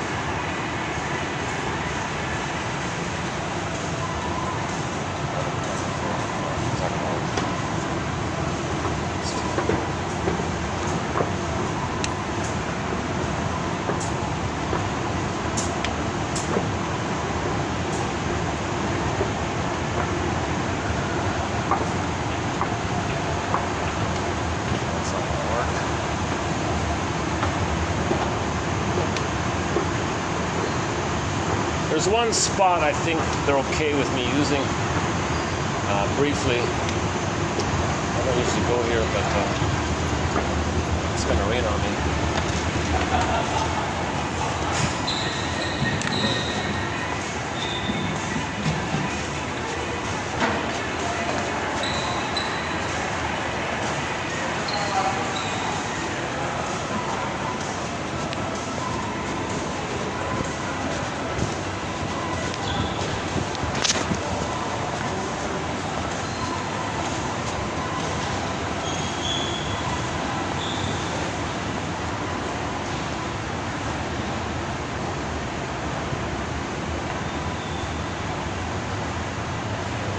Oh, they're coming along, eh?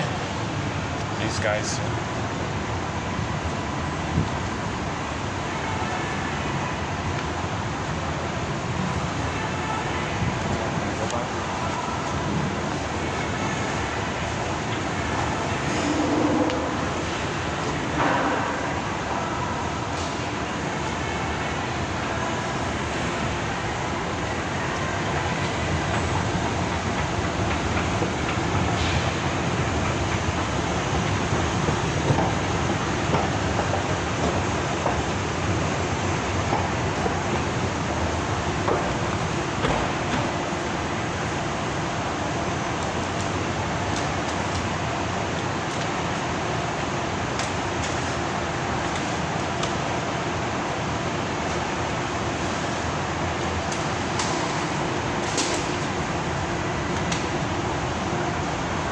Let's check where can I get lighting here.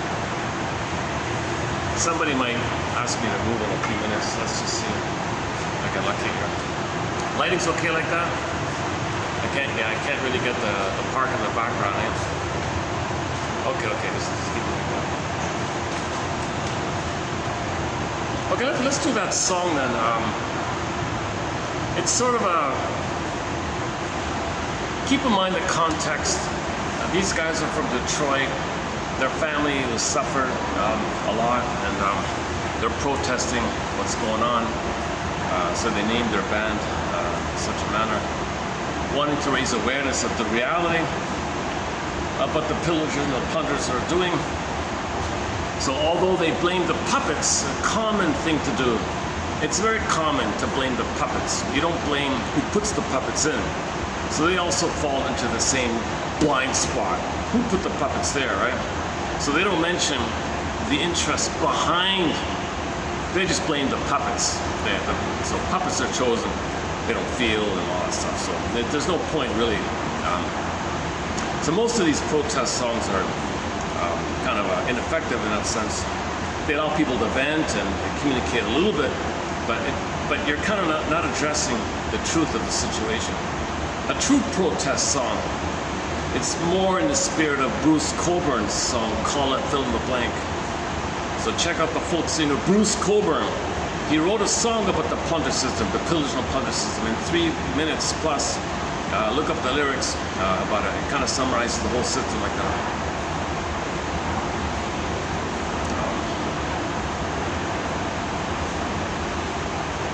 And yeah, yesterday, interesting about Mr. Freud, he went on a rant about one of the puppets. He did the same thing.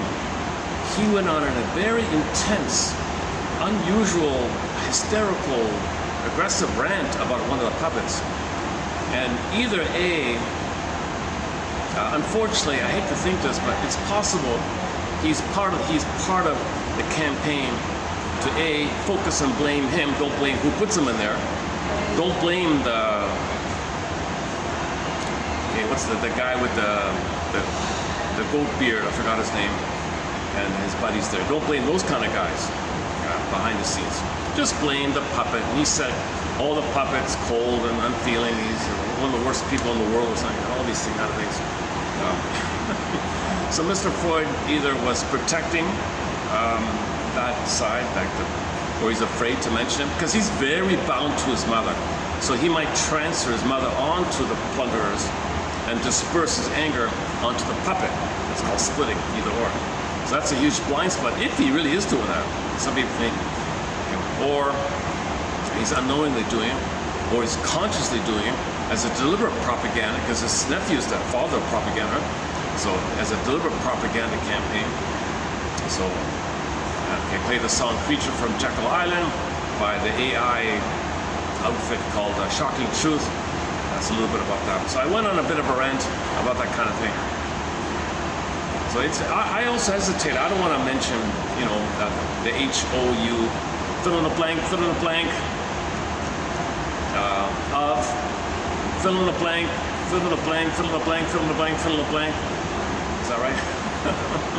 HO, of, LO, fill in the blank. I don't know. Nobody wants to talk about that kind of thing, because emotionally, I think what's happening is you're admitting that your mother hurt you, and you're loyal to her in the trauma. You're bound to her. Remember, you're spellbound, you're bound, so that's a loyalty thing.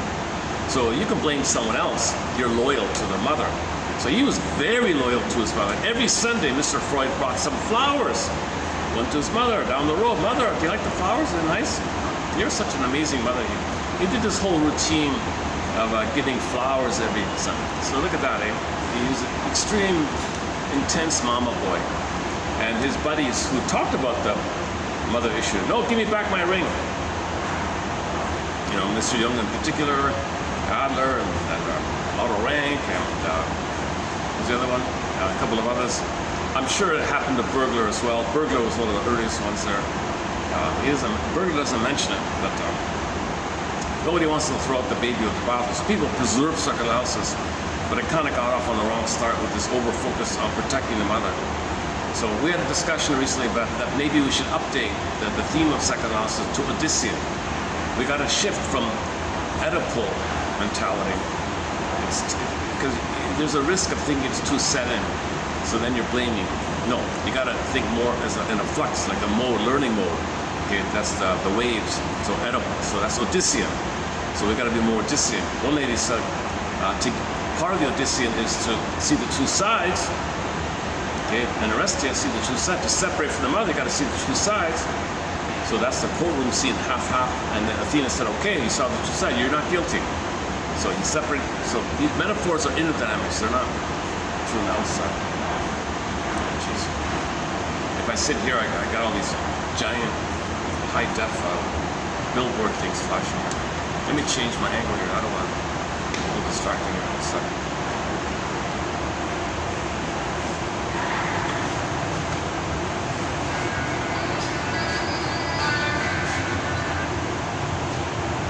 What about here? Jesus.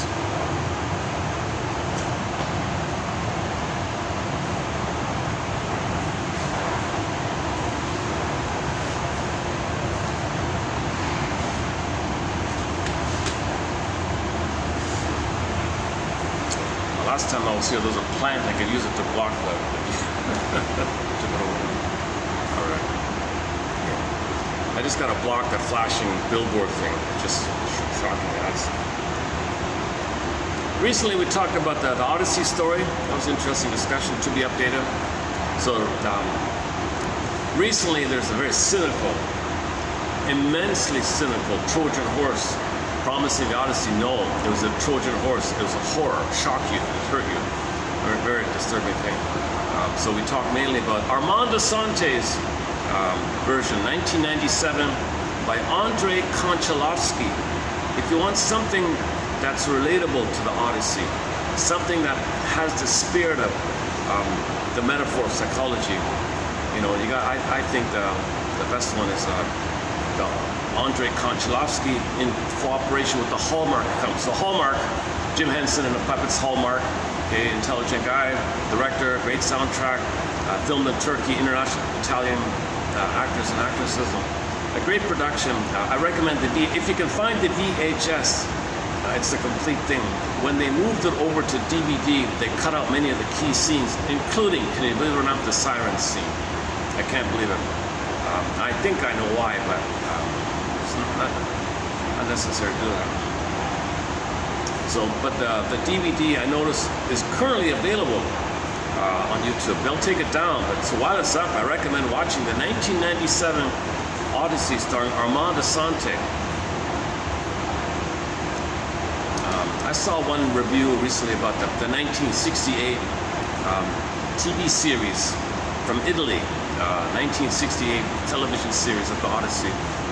It's got English, yeah, there's English subtitles there. I haven't seen it yet. Looks a little slower, a little simpler, but people praise it somehow. But I think the Armand de Sante one is great. Yeah.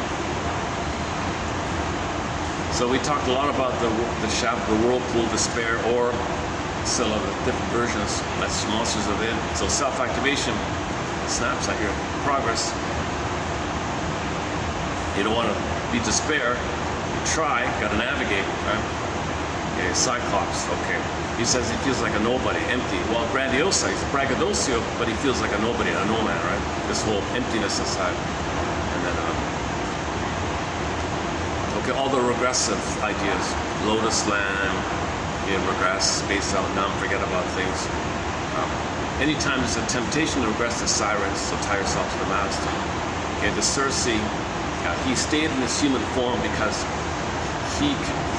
he's the most psychological. He represents being psychologically minded in the sense that you're willing to see the two sides. So the Molly herb is black and white. See the two sides. So you look for two sides. Other guys, there's either or. So they were morphed to the swines and all that, the pigs and all that. That's a more greed nature, greed element, greed kind of nature. And she means it like that. You stay in your more human perspective when you see two sides. If you think either or, Circe poofs you into one of the pigs, whatever. If you see both and, you're curious about the both and, okay, third side of the coin, both and, okay, you stay in your quote unquote more human side to be human. Because the reality is it is both and. Your mother's not a goddess or demon, right? Okay, there's more about the Circe, a lot more about the Circe idea. What else? Cyclops, Circe, Lotus. Oh, we're talking about the Hell Sea. Oh, Hades to Hell. Okay, there's a lot. So, recent videos we talked about that one there about facing shame, and you see Jocasta there. Jocasta was Oedipus' mother. He sees his mother. Sisyphus, Agamemnon, betrayal. He's learning about his situation. He was told to go to underworld by Poseidon and Circe, right? So he was told to face the truth about shame. Why do you feel shame? Why do you feel empty? What happened? So he's curious, he investigates. He's a quote-unquote most curious or psychological. So in the beginning, he was a typical pillager and plunderer, arrogant narcissist.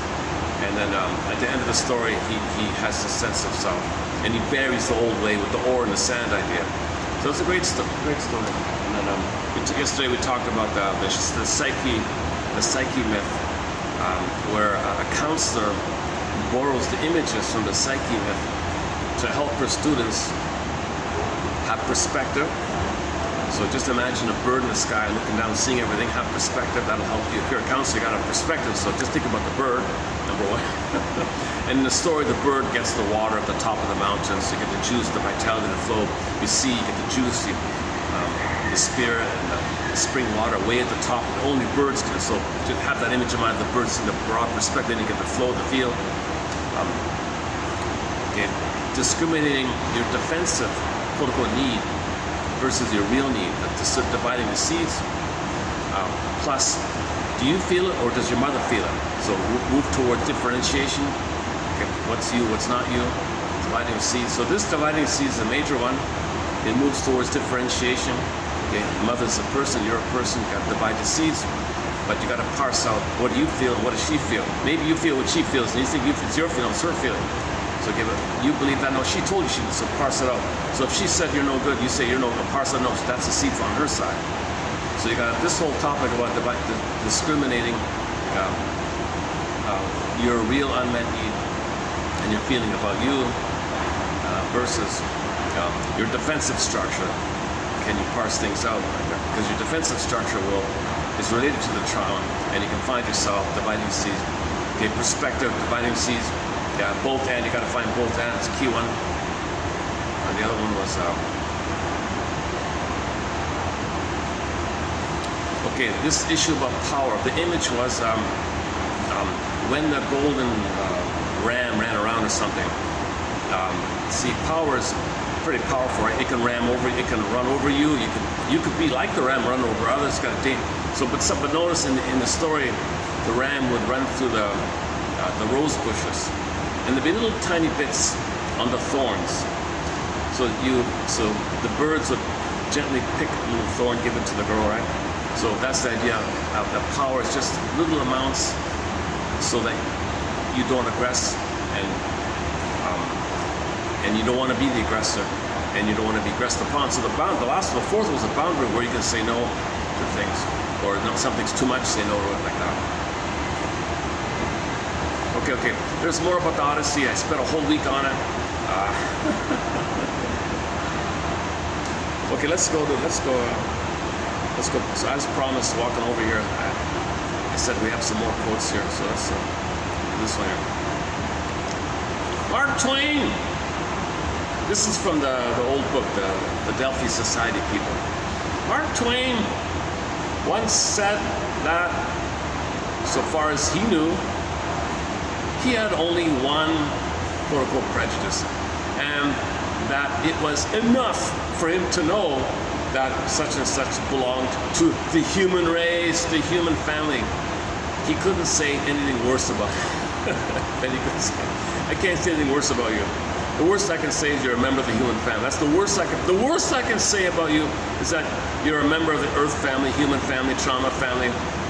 That's the worst I can say about you. I can't say anything worse. He says, okay, just a little funny thing he says here, but reality check here, let's just keep in mind that so we want to learn and improve and so on. Yeah, here we go. The present day concept of mental health has had a slow but growing acceptance. In 1930, Clifford Beers, the founder of the mental hygiene movement, commented on, quote, the rapidly growing realization that many of the most important social problems of the day can never be solved until the mental factors involved in them are given due recognition. That's a pretty good statement, right? So again, as above, so the outer is a reflection of her psychology. And then somebody said, well, there's inner conflicts. You don't want to face the inner conflicts, so one thing you do is you manufacture an outer conflict to distract you from your inner conflicts. You're creating outer conflicts as a way to not face your inner conflicts. It's easy to do that. Can you believe it? So your anger rebounding in, something attacking you, that your own anger, pride, love attacking you, you just say someone else's threat, and then you argue with them as if you're arguing with them. So you project your own threat to yourself onto someone else, argue with them. It doesn't undo what's going on inside, but it distracts you. It's called externalization, projection, blaming, whatever, and so on. So the outer things that are problematic can be resolved if you face your inner conflicts, heal your inner conflicts. So that's what all these quotes are also about. Oh, it is right. Yeah.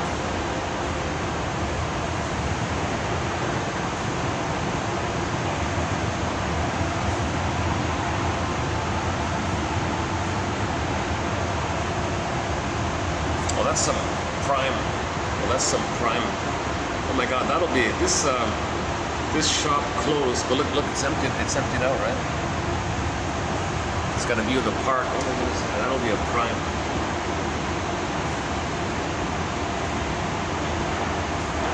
Whatever they open there, it'll be popular, right? Just for the view, right?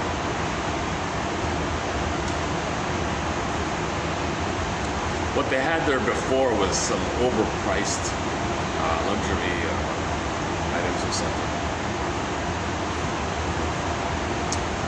Next one here.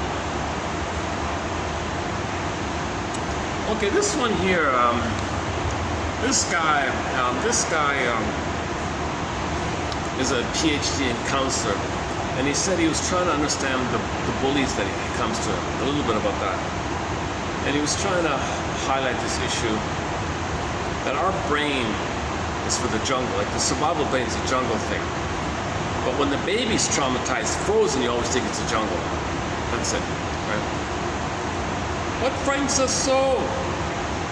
We are out of the jungle, and we still do not feel safe. What's going on here? Why do we always feel like it's jungle, but it's not?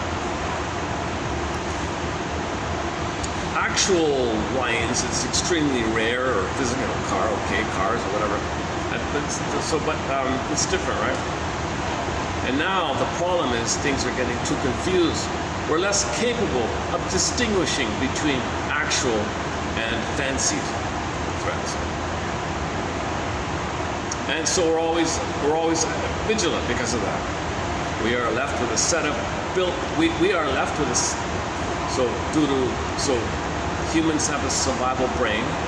Okay, that means we have built-in biological mechanisms, directives and signals in the area of anger that diminish rather than enhance our survival. So the very thing that's supposed to keep us safe is hurting us, right? Too much. So anger is meant to be related to the jungle for your survival. We get that. But now in modern times, you're using that same anger response if you don't get the promotion, or someone slights you, or insults you maybe, or some, those kind of things.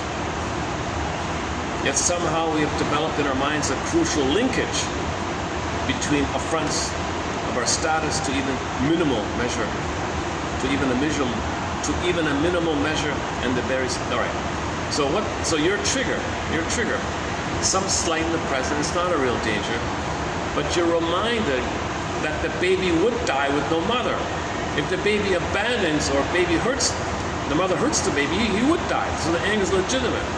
But like we said, he's spellbound, fixed, trance, frozen. Something triggers stress. So you're always in that kind of mode. So how do you learn what's the present and what's the past? Most people don't know that. They just think they're always alert.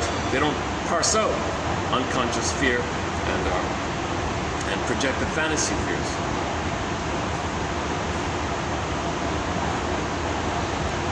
So for the baby to lose, he had an example here. So one guy never had a girlfriend or something. He finally had a girlfriend or something of some kind. some odd situation put them together. It's the first time he found quote-unquote undeserved love. And when she left him, he went crazy. Quote-unquote crime of passion. He says here, it's not really, don't call it crime. He doesn't like the word crime of passion. He says he was humiliated. It was a crime of humiliation. So the humiliation he was feeling was the shame of other not loving him. And that shame is linked to rejection, and rejection links to he's going to perish. So it's like that. So this is interesting. He says that crimes of passion are euphemisms. They are more accurately crimes of humiliation. And it goes on about humiliation being linked to survival in the nursery. Okay, a variation is the betrayal idea, same idea. Okay, abandonment, betrayal, so on. Withdrawal of love, deprivation, humiliation, exploitation, frustrations are the quote-unquote beasts of modern day jungle. We are more often threatened by these things than actual lions, yet actual harm is going on, i.e. the slights, disgraces, and frustrations are equally painful, whether real or imagined. What about guilt here? Okay, guilt. It sounds like he's been reading Burglar the way he writes this. Guilt sees us as both the one to be punished and the punisher. So we're punishing ourselves, right? It is ourselves against ourselves, right? Or more exactly, ourselves against an image of ourselves, the way we would like to be. Guilt is a way of putting ourselves before an internalized tribunal which measures our offense, pronounces our condemnation, and inflicts the punishment. Yeah, this is Burglar kind of talking. It is an expression of our disappointment in ourselves. We are anguished by our personal failure, that we are not better than we think we should be. Yeah. This is related to the tie to the mother. The condition to have a mother is you got to blame yourself, attack yourself for not fixing her, saving her, giving her what you wanted. You're angry at her, attack yourself. That ties you there. Attacking yourself ties you that you're supposed to save her. Did you save her? No. Punishment. Did you save her? No. Punishment. So you punish yourself because you're always guilty. That's the tie. That's the trauma bond, spellbound to about self-defeating. Okay, inner guilt like that. So, oh yeah, he had the example about the girl left him. That's one thing. Then he punished himself. He added it all up. It's too much like that. He also used the phrase trauma to fixation to trauma. Envy derives from the fixation to trauma. We're gonna stop. Oh, if it stops, it'll be nice and cool outside. Yeah. It's pouring. It's still pouring. So far, they haven't kicked me out yet. All right, let's see. Because the rain, they don't take me out. Okay, leave it there. Okay. Okay, and a portion of the burger that I read before is this one here, 33:20. Yeah, so go to 33:20. A portion of the burger, what I read before, is there. Now let's go to 33:19.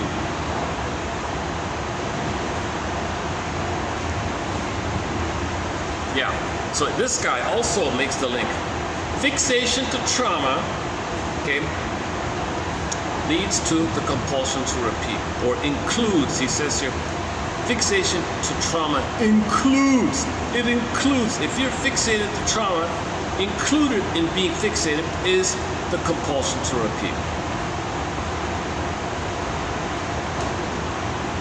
Not only do some people remain in intolerable situations and so perpetuate their psychological difficulties, but some actually appear to be compelled to repeat the same maladaptive patterns in their lives, as if they unconsciously search for situations that can bring only unhappiness, and that often represent a reenactment of earlier relationships and dynamics. Freud called this the compulsion to repeat. All right.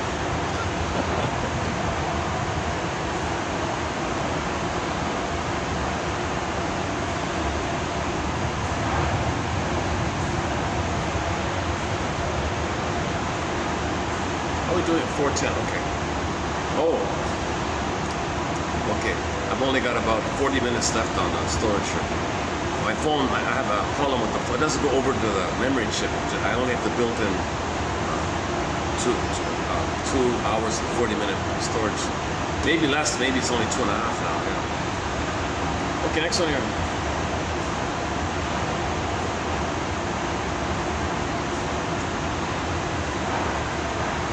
Trapped in trauma, stuck in trauma.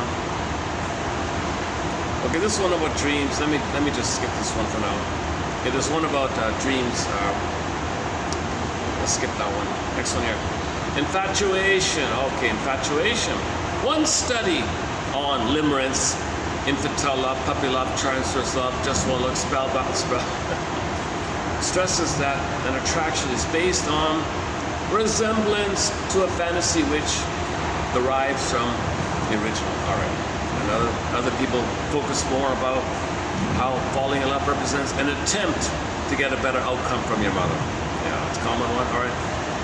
Other people emphasize that people who become infatuated have an incapacity for establishing a regular, normal relationship with others. So, infatuation is a repetition compulsion whose origins are in the developmental failure. Okay, developmental failure. Developmental failure, you're repeating so that you can have the regular development to love. These guys here focus on the condensation between the transference of the primary dependency and how you're meant to be in a secondary mode, and the secondary dependency is influenced by the unmet primary dependency.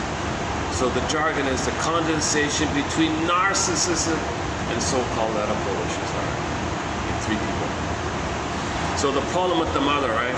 It's very intense, all or nothing. It's very intense. Now, when you're in that mode, you're meant to develop out of that to learn about the world outside the mother. So they get blended up, hence all the chaos.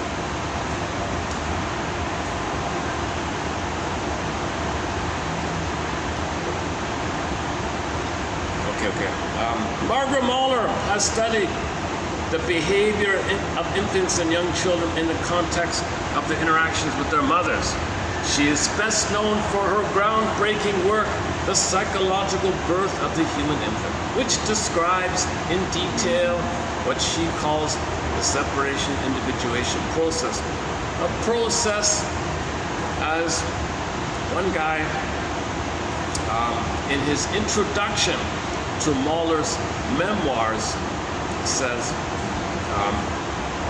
describes it as the series of stages marking the infant's gradual intrapsychic, in your mind, intrapsychic separation from the mother and correlative understanding of himself as a distinct individual in a world composed of other equally distinct individuals. So in your mind, you want a sense of self that you're a person in your own right. Others people and have feelings, and there's your empathy.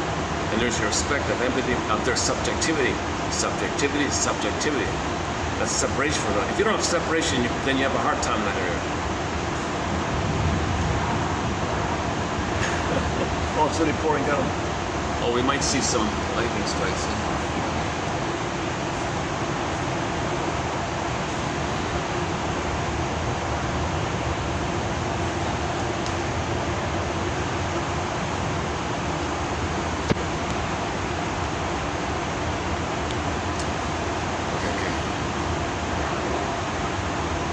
Just running on the canned coffee for a change. I didn't buy the good stuff. I'm doing okay. Yeah, okay.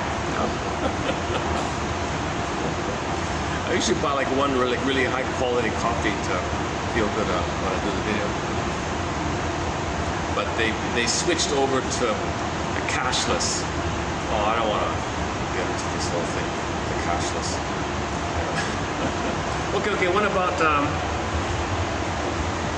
Okay. What about the narcissist story?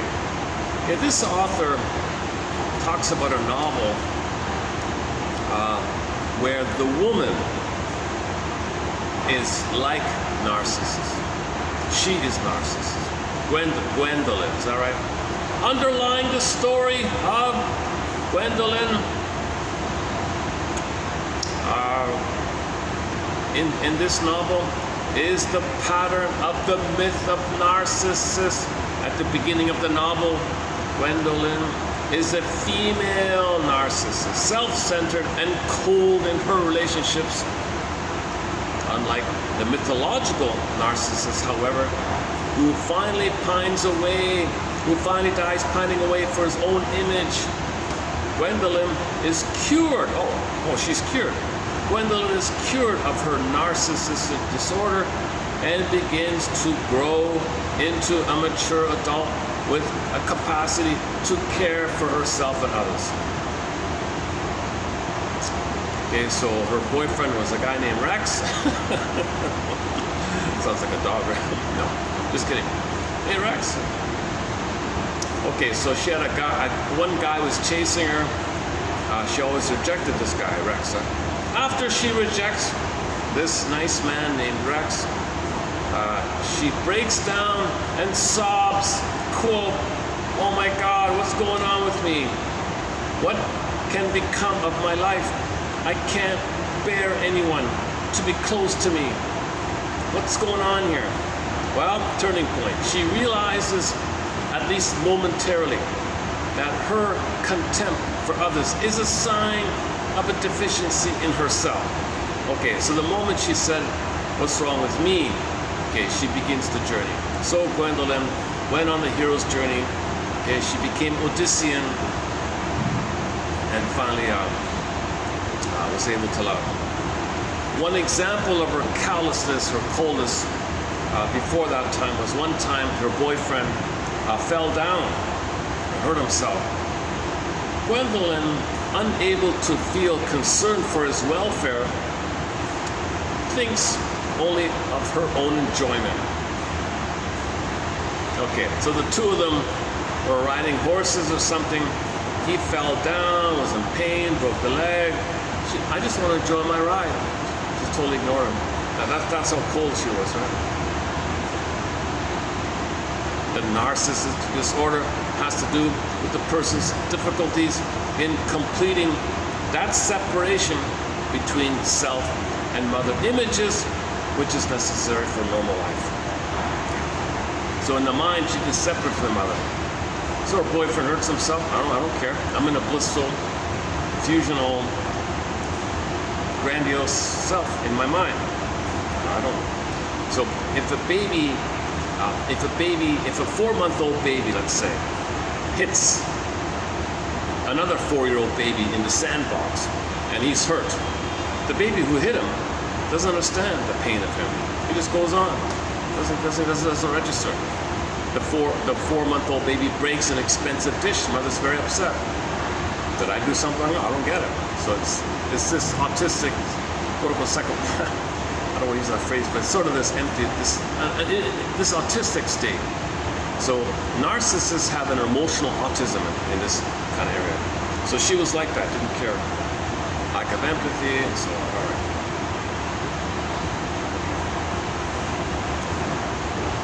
Melanie Klein has written that mourning.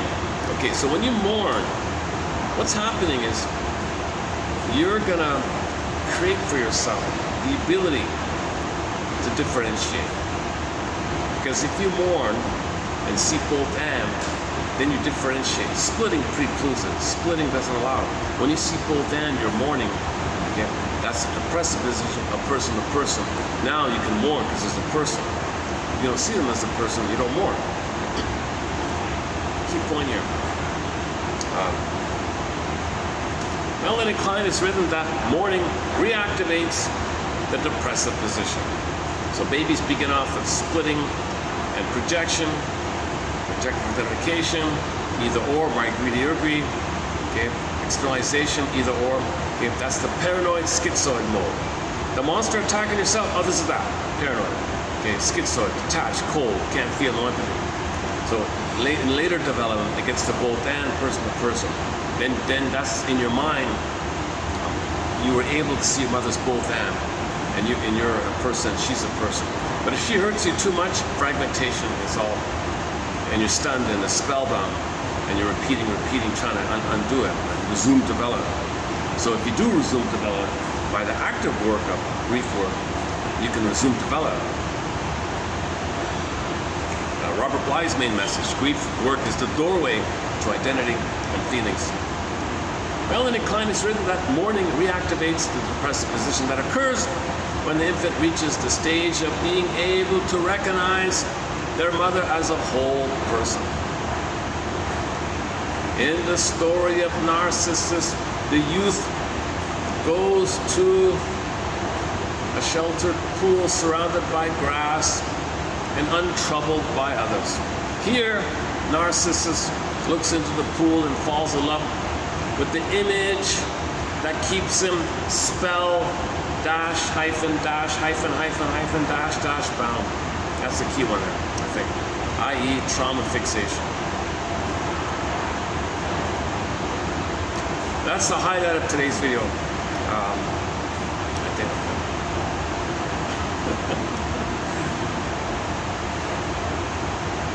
Okay, in my opinion, it's the highlight. The pool symbolically represents the sheltering mother. Narcissus is bound by an image that fuses himself and his mother. See, mother never appears, right? He's still one there. He's waiting and waiting for mother to see him, to be seen by a mother, loved by a mother, soothed and recognized by a mother, accepted by a mother, then he can differentiate. He never got it, waiting and waiting forever. Turns into a flower, his soul turns to stone, Echo becomes a statue in the forest, stone, statue, little flower. He never recognized it. Narcissus never changed. Gwendolyn, yes. Gwendolyn said, what's wrong with me? Okay.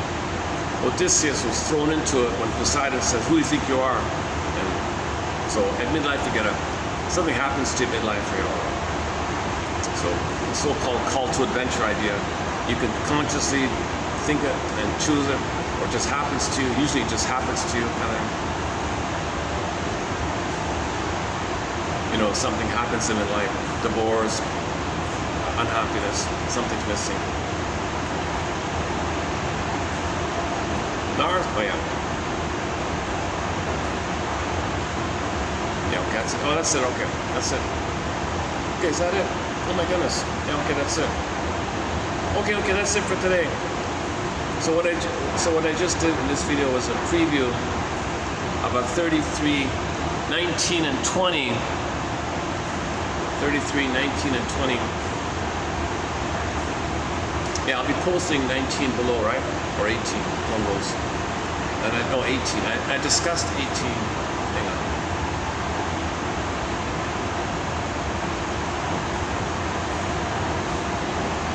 Okay, I discussed 18 yesterday, but I'll be posting it below here today, right? 18. And the 19, 20 are the upcoming ones. So the one about the seeds and the flask and the water and the bits of gold on the thorn and the bushes and setting boundaries. That was okay. You know, yesterday was one of the better videos. I had a string of sluggish videos, but yesterday was one of the better ones.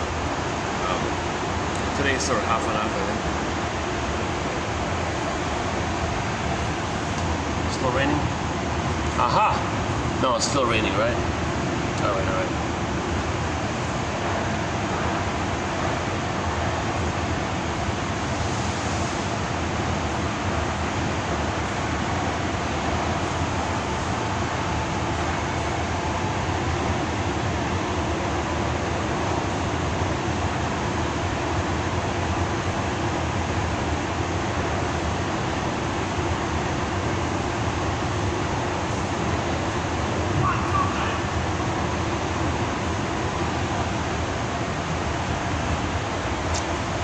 Okay, so the Galaxy Girls, these young, peppy, kind of looks like they're having a lot of fun with their volunteer radio show. They played this song.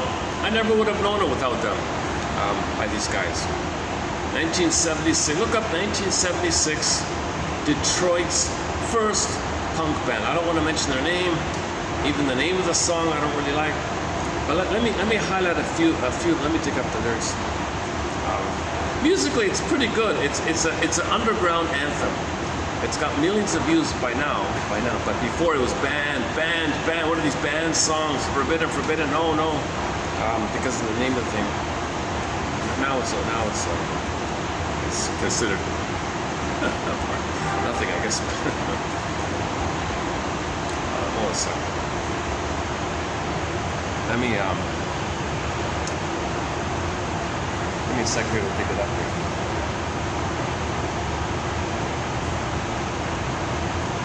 Okay, 1976. Oh, it was re-released in 2009. Look at that, eh? 70, 80, 90, 100. What's that, 30, 40, 40? Is that 30, 40 years later? 80s, 90s. 30 years later, right? 80s. 79, right? 89, 99, 100, oh, 30. Okay, so I'm thinking 30 today. Okay, so 30 years later, they got discovered. This old scratchy vinyl, somebody found it and published it. Otherwise, it was lost. Okay, so these are three brothers writing this protest song, right? 1, 2, 3 now. Okay. So again, unknowingly, this song is useless.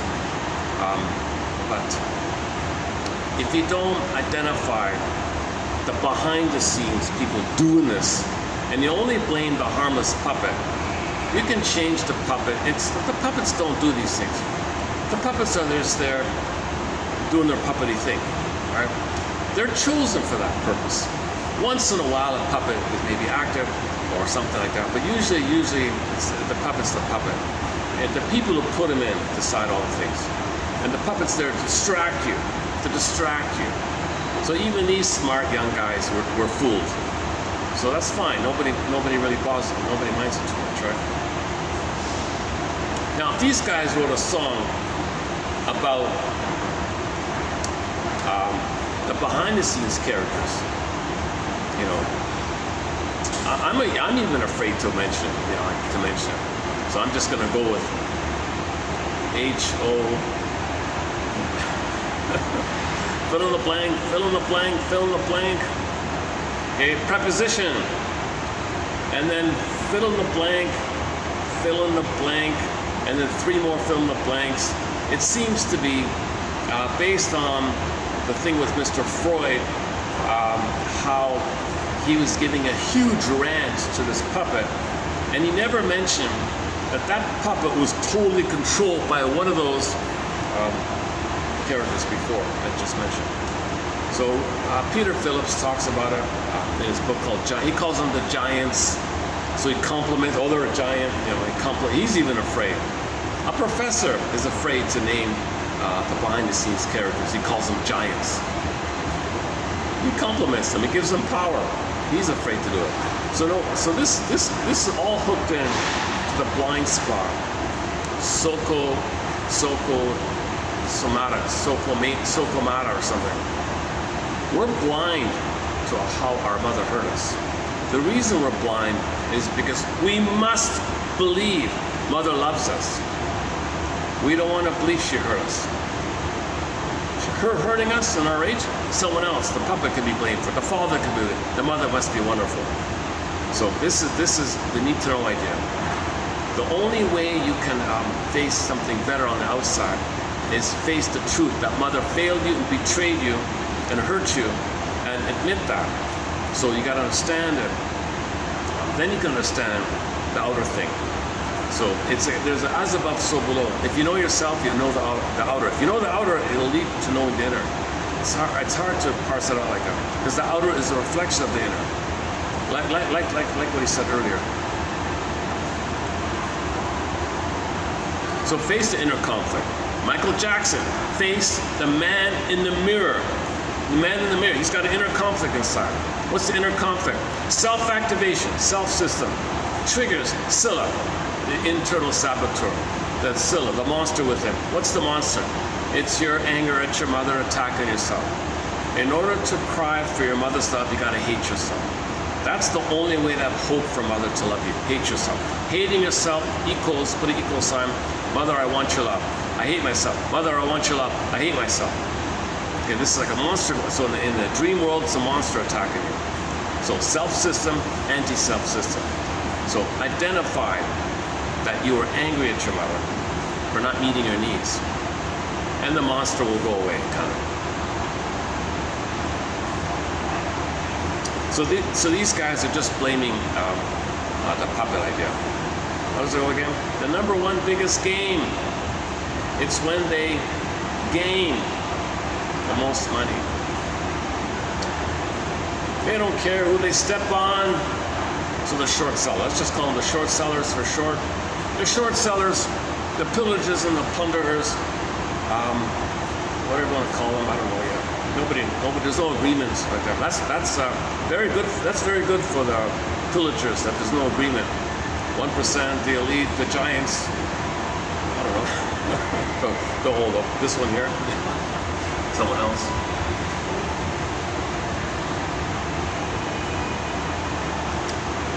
I'm just gonna go with short sellers, guys. Based on the idea of short selling. Somebody explained it very clearly. People get together to benefit at the loss of something. That's equivalent to plundering and pillaging. Short selling. I don't know. It seems to be a compromise of it.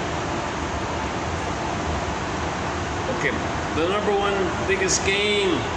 It's when the short sellers gain the most. They don't care who they pillage or plunder or short sell. They could care less about you. They could care less about me. As long as they are, as long as they make their money, right? Oh sure, you'll be given puppets to focus on. Sure. And you can focus on the puppets and blame the puppets and get all excited about the puppets and make cartoons about the puppets and jump up and down about the puppets. Oh, it's a puppet show. You know, you can be thrown a bone. You can be placated, kind of thing.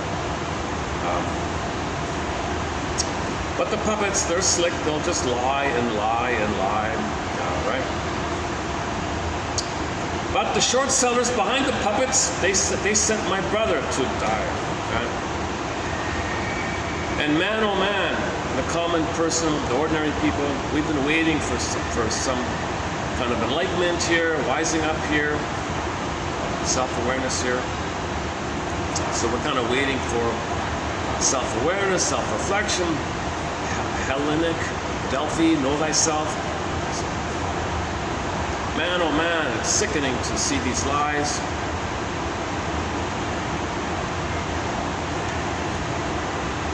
It goes on a bit like that, about their schadenfreude and their sadism. It goes on a bit like that.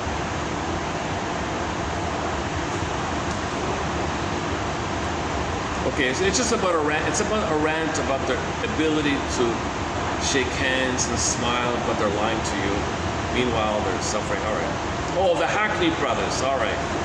So this is the three brothers, the three Hackney, or Hackney, Hackney. Written by Bobby. He's the leader, right? Bobby, right, I guess. So you could have called this band the Hackney Brothers or the Hackney Band. What about that? The Hackney Band. I don't know. Or the Hacks. I don't know. Just call them whatever. For Pete's sakes. The Hackney Brothers would have been okay. So they would have survived. They would have had a career. But I don't want to mention the name of this band. It's too sad. But it's a good song. It's an underground classic. So it's a 5.5 minutes long. It builds up to a pretty good. The brother, one of the Hackney brothers, has a pretty good guitar melodic riff there. So it's a good song actually. Musically. Let's see if we'll come across here. Oh, the battery. Hang on. Oh, we're getting near the end anyways, right? I've only got 10 minutes. Okay, let's play the song. and when the song's over, I'll just make some concluding comments and wrap it up. All right.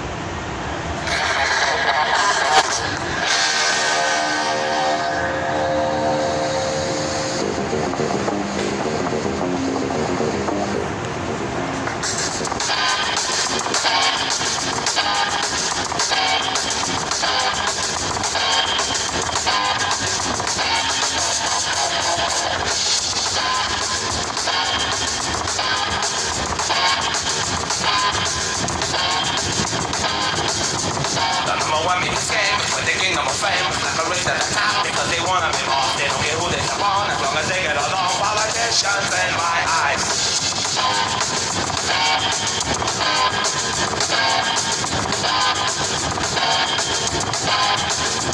They can care less about you, they can care less about me, as long as they are in the place that they want to be. They're always wearing small smiles, like they go with the style. Politicians in my eyes.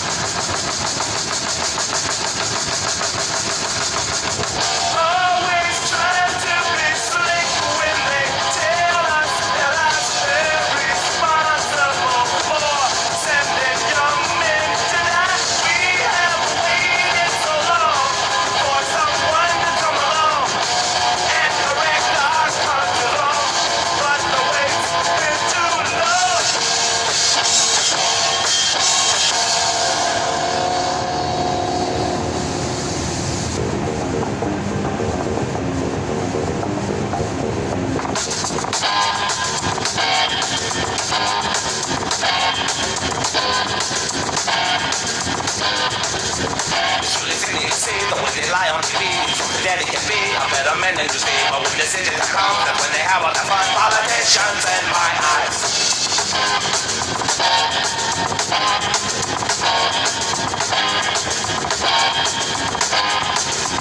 They're always trying to convince you like we don't have the sense. They look just like kings and queens, but they do look stupid things. But then you choose something them because you're their biggest friends. Politicians in my eyes.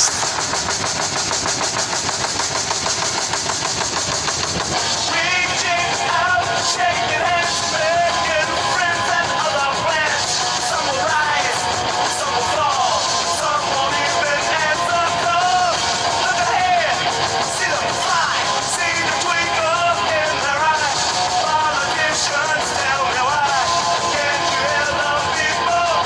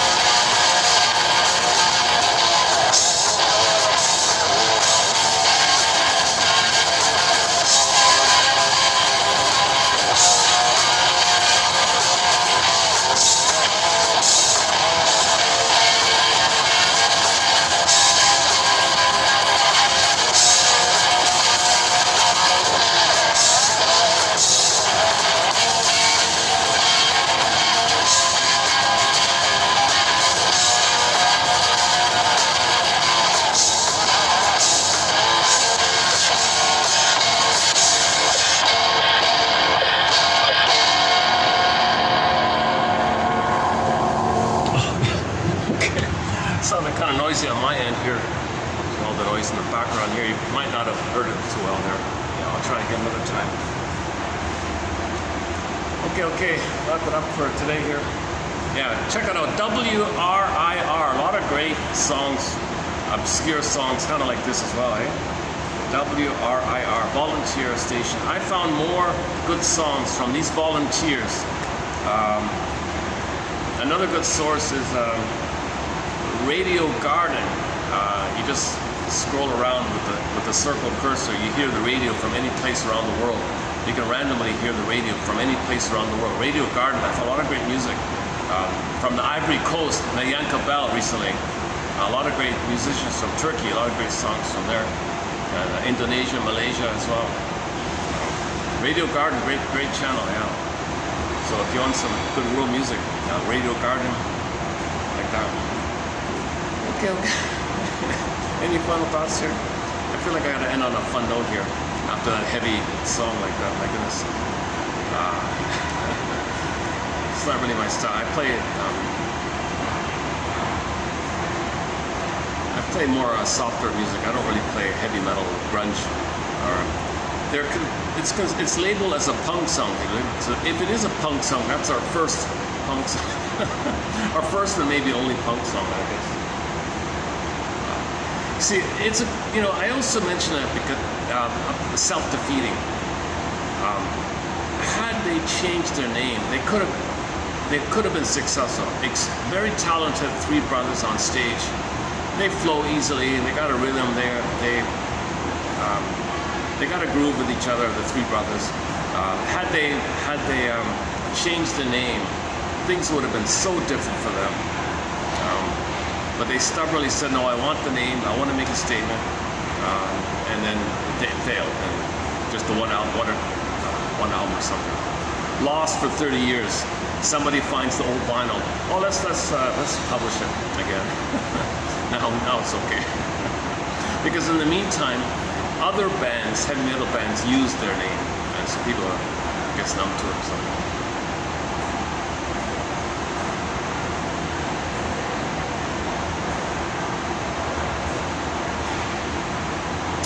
Yeah, in the song he says, yeah, why don't they feel? Like, what's wrong?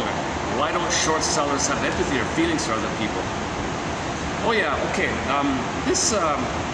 Recently we talked about the Laius complex, Oedipus Laius, or Jocasta Oedipus Laius. So a guy named George Devereaux or something, he said the reason there's so much focus on the son, being ensnared by the mother's unavailability, called Oedipus complex, mother complex, Oedipus complex. What about the mother? Well, we don't talk about the Jocasta. The mother did this. The mother instigated this. The mother caused it. We don't talk about it. We're protecting the mothers, you see?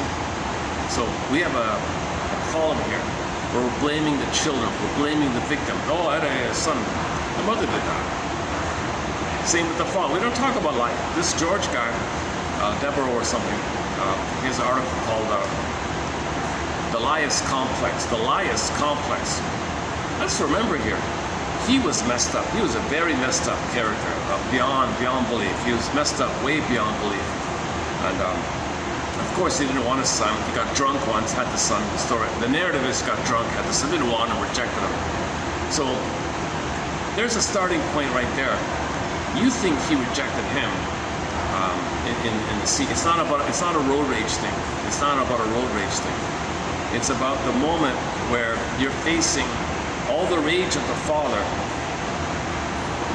not wanting at his mother. He's enraged at his mother. So you got two guys enraged at the mother at each other. So it's kind of like when some mothers pit the father and the son against each other to feel important to control the two guys.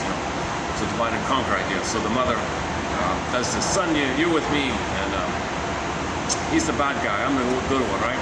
But she's angry at him, and he's angry at her. The two guys meet, and they're fighting with each other, not knowing that they're loyal to the mother who hurt them. So he was saying, man, oh man, let's put some responsibility on the parents who hurt their children. And let's talk about the Jocasta complex. Let's talk about the Laius complex. Yes, Laius was a boy and he was Oedipus. Yes, Jocasta was a girl and she was Electra.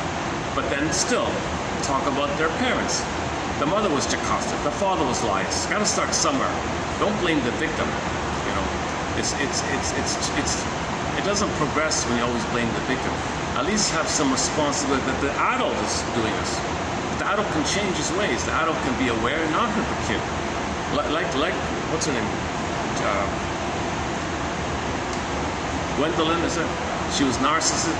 She went on the hero's journey and was a nice person afterwards. So she can change. But the baby is a victim. He can't do any changes. The baby's passive and helpless. The parent has some agency. The parent has some choices. The parent has some options. The parent can be Odysseus. So focus on the parents. Talk about Jocasta. Talk about Laius. And focus on their role to be aware and don't hurt the kids. A recent quote was, yes, men have the muscles, but women create all this.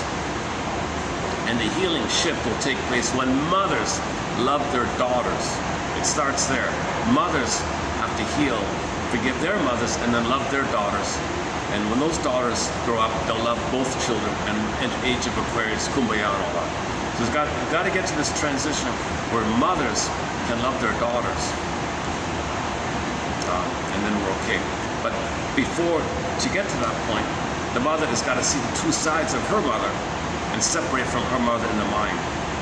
The mother's got to understand why her mother failed her, and she uses either or and she's not aware of it. Most women are not aware of this either or going on. If the mother uses guilt on the boy, she's not aware. Most mothers have a huge blind spot. I just learned this new phrase here. So cool. What's it called again? Stomatization. Stomatization. Scotomization. Hang on. Psychological term. Scotomization. I just want to do a quick check here. Okay, if this phone just suddenly cuts out, it's going to cut out any minute. That'll be the end of the video here. Let me just let the phone cut out on its own.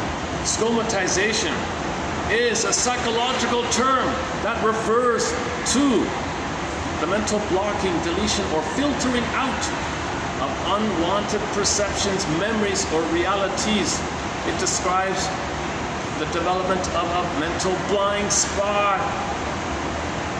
So humanity, we have a huge blind spot. That mother hurt us. She didn't hurt me. Oh, really? You think your mother didn't hurt you? I mean, unconsciously at least, you have a blind spot. Oh, there's no such thing as people putting in puppets to do what the people behind the scenes want. That doesn't. What are you talking about? Conspiracy. We got a huge blind spot. It's kind of obvious. It's as clear as a bell. Talk about bells, right? Okay, the term is borrowed from medicine. Okay, historical here. 1920, in the 1920s, René Laforgue and his buddy Edouard Pichon created the term here. So it's a way to make yourself, quote unquote, blind to external stimuli. Freud complained about it. Oh, just a second.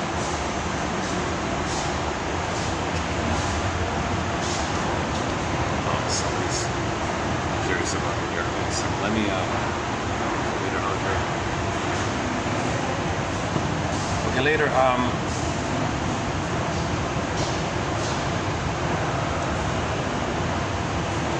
It's going. Oh, it's going. All right. Let's check it out. Just trying to see what I see. Repression. Okay, other terms. Repression. Blocking out. Denial. Disavowal. What else? Okay, so we'll look at this later on. Filtering out of unwanted perceptions. The term was coined in the 1920s.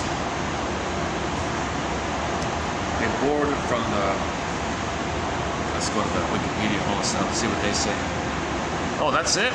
A psychological term 4. The mental blocking of unwanted perceptions, analogous to the visual blindness of an actual scotoma. I never see this term used. I never really see this term used. But in that older book, it was used. In the 50s, some people used it. Stomatization. It means huge blind spot. A huge blind spot. Let's not quibble about is it repression or why it's a blind spot. It's a blind spot. Just be aware of it. You know, find a way to be aware of it. Play the song "Blind Spot" by Bruce Springsteen. I tried to play it once, due to the copyright, cannot play. He had a blind spot, or the song is about somebody having a blind spot and facing it and understanding that the blind spot makes him dysfunctional. The blind spot makes us dysfunctional because in the blind spot there's destiny neurosis. The destiny neurosis is the petrification of the fixation of trauma that makes you spellbound and bound to the spell of the trauma, and there's no time, and you repeat. And all that's a blind spot. It's a kind of huge blind spot, famously known as repetition compulsion. All right, let's leave it up here. Let me end up on a fun song here. I feel like after that heavy song, I gotta play something light here. It's probably the most serious, heaviest song I've played in the 6 years here. Let me play some fun little thing here. Okay, let's play some happy, upbeat song here. Hang on a sec. Instrumental. Interest here.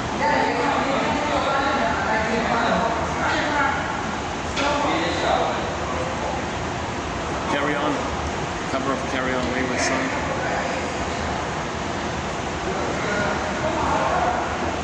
Oh, monkey, hold up. Oh, I can't, it's always blocked. I try to play monkey bars, it's always blocked. Let's pick a fun song here. Fanny's okay. Fanny's a fun little song. Oh, okay, Fanny. Okay, the rock band Fanny. Here's a song of theirs called All Mine. When this song ends, I'll hit the stop button, and that'll be the end of it for today. Thanks very much. Submit it for your approval and consideration, should you choose to accept it.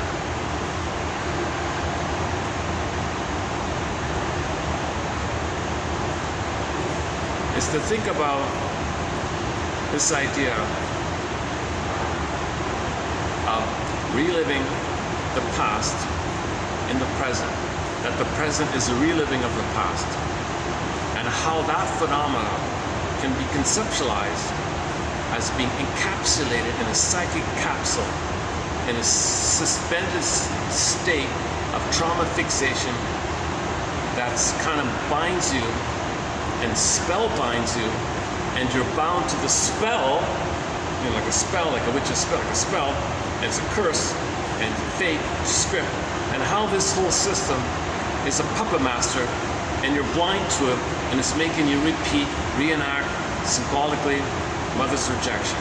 And like the lady said, either you replay it possibly, or you replay it from the mother's point of view and use others as you, and just repetition compulsion, or simply type in the phrase repetition compulsion in the search engine here. Let's do it this way. Submit it for your approval. Type in 2 words, repetition compulsion, as 2 words, or with the dash, or written as 1 word, or put it in quotes. Yeah, the best way is repetition space compulsion in quotes in the search here, and read 10 quotes here on repetition compulsion. I think I found a lot of excellent quotes here on it.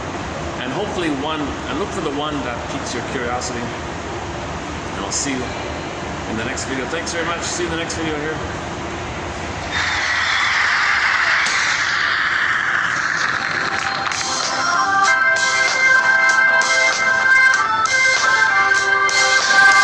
Oh, when you're looking for someone to love, it isn't easy to live without love. And when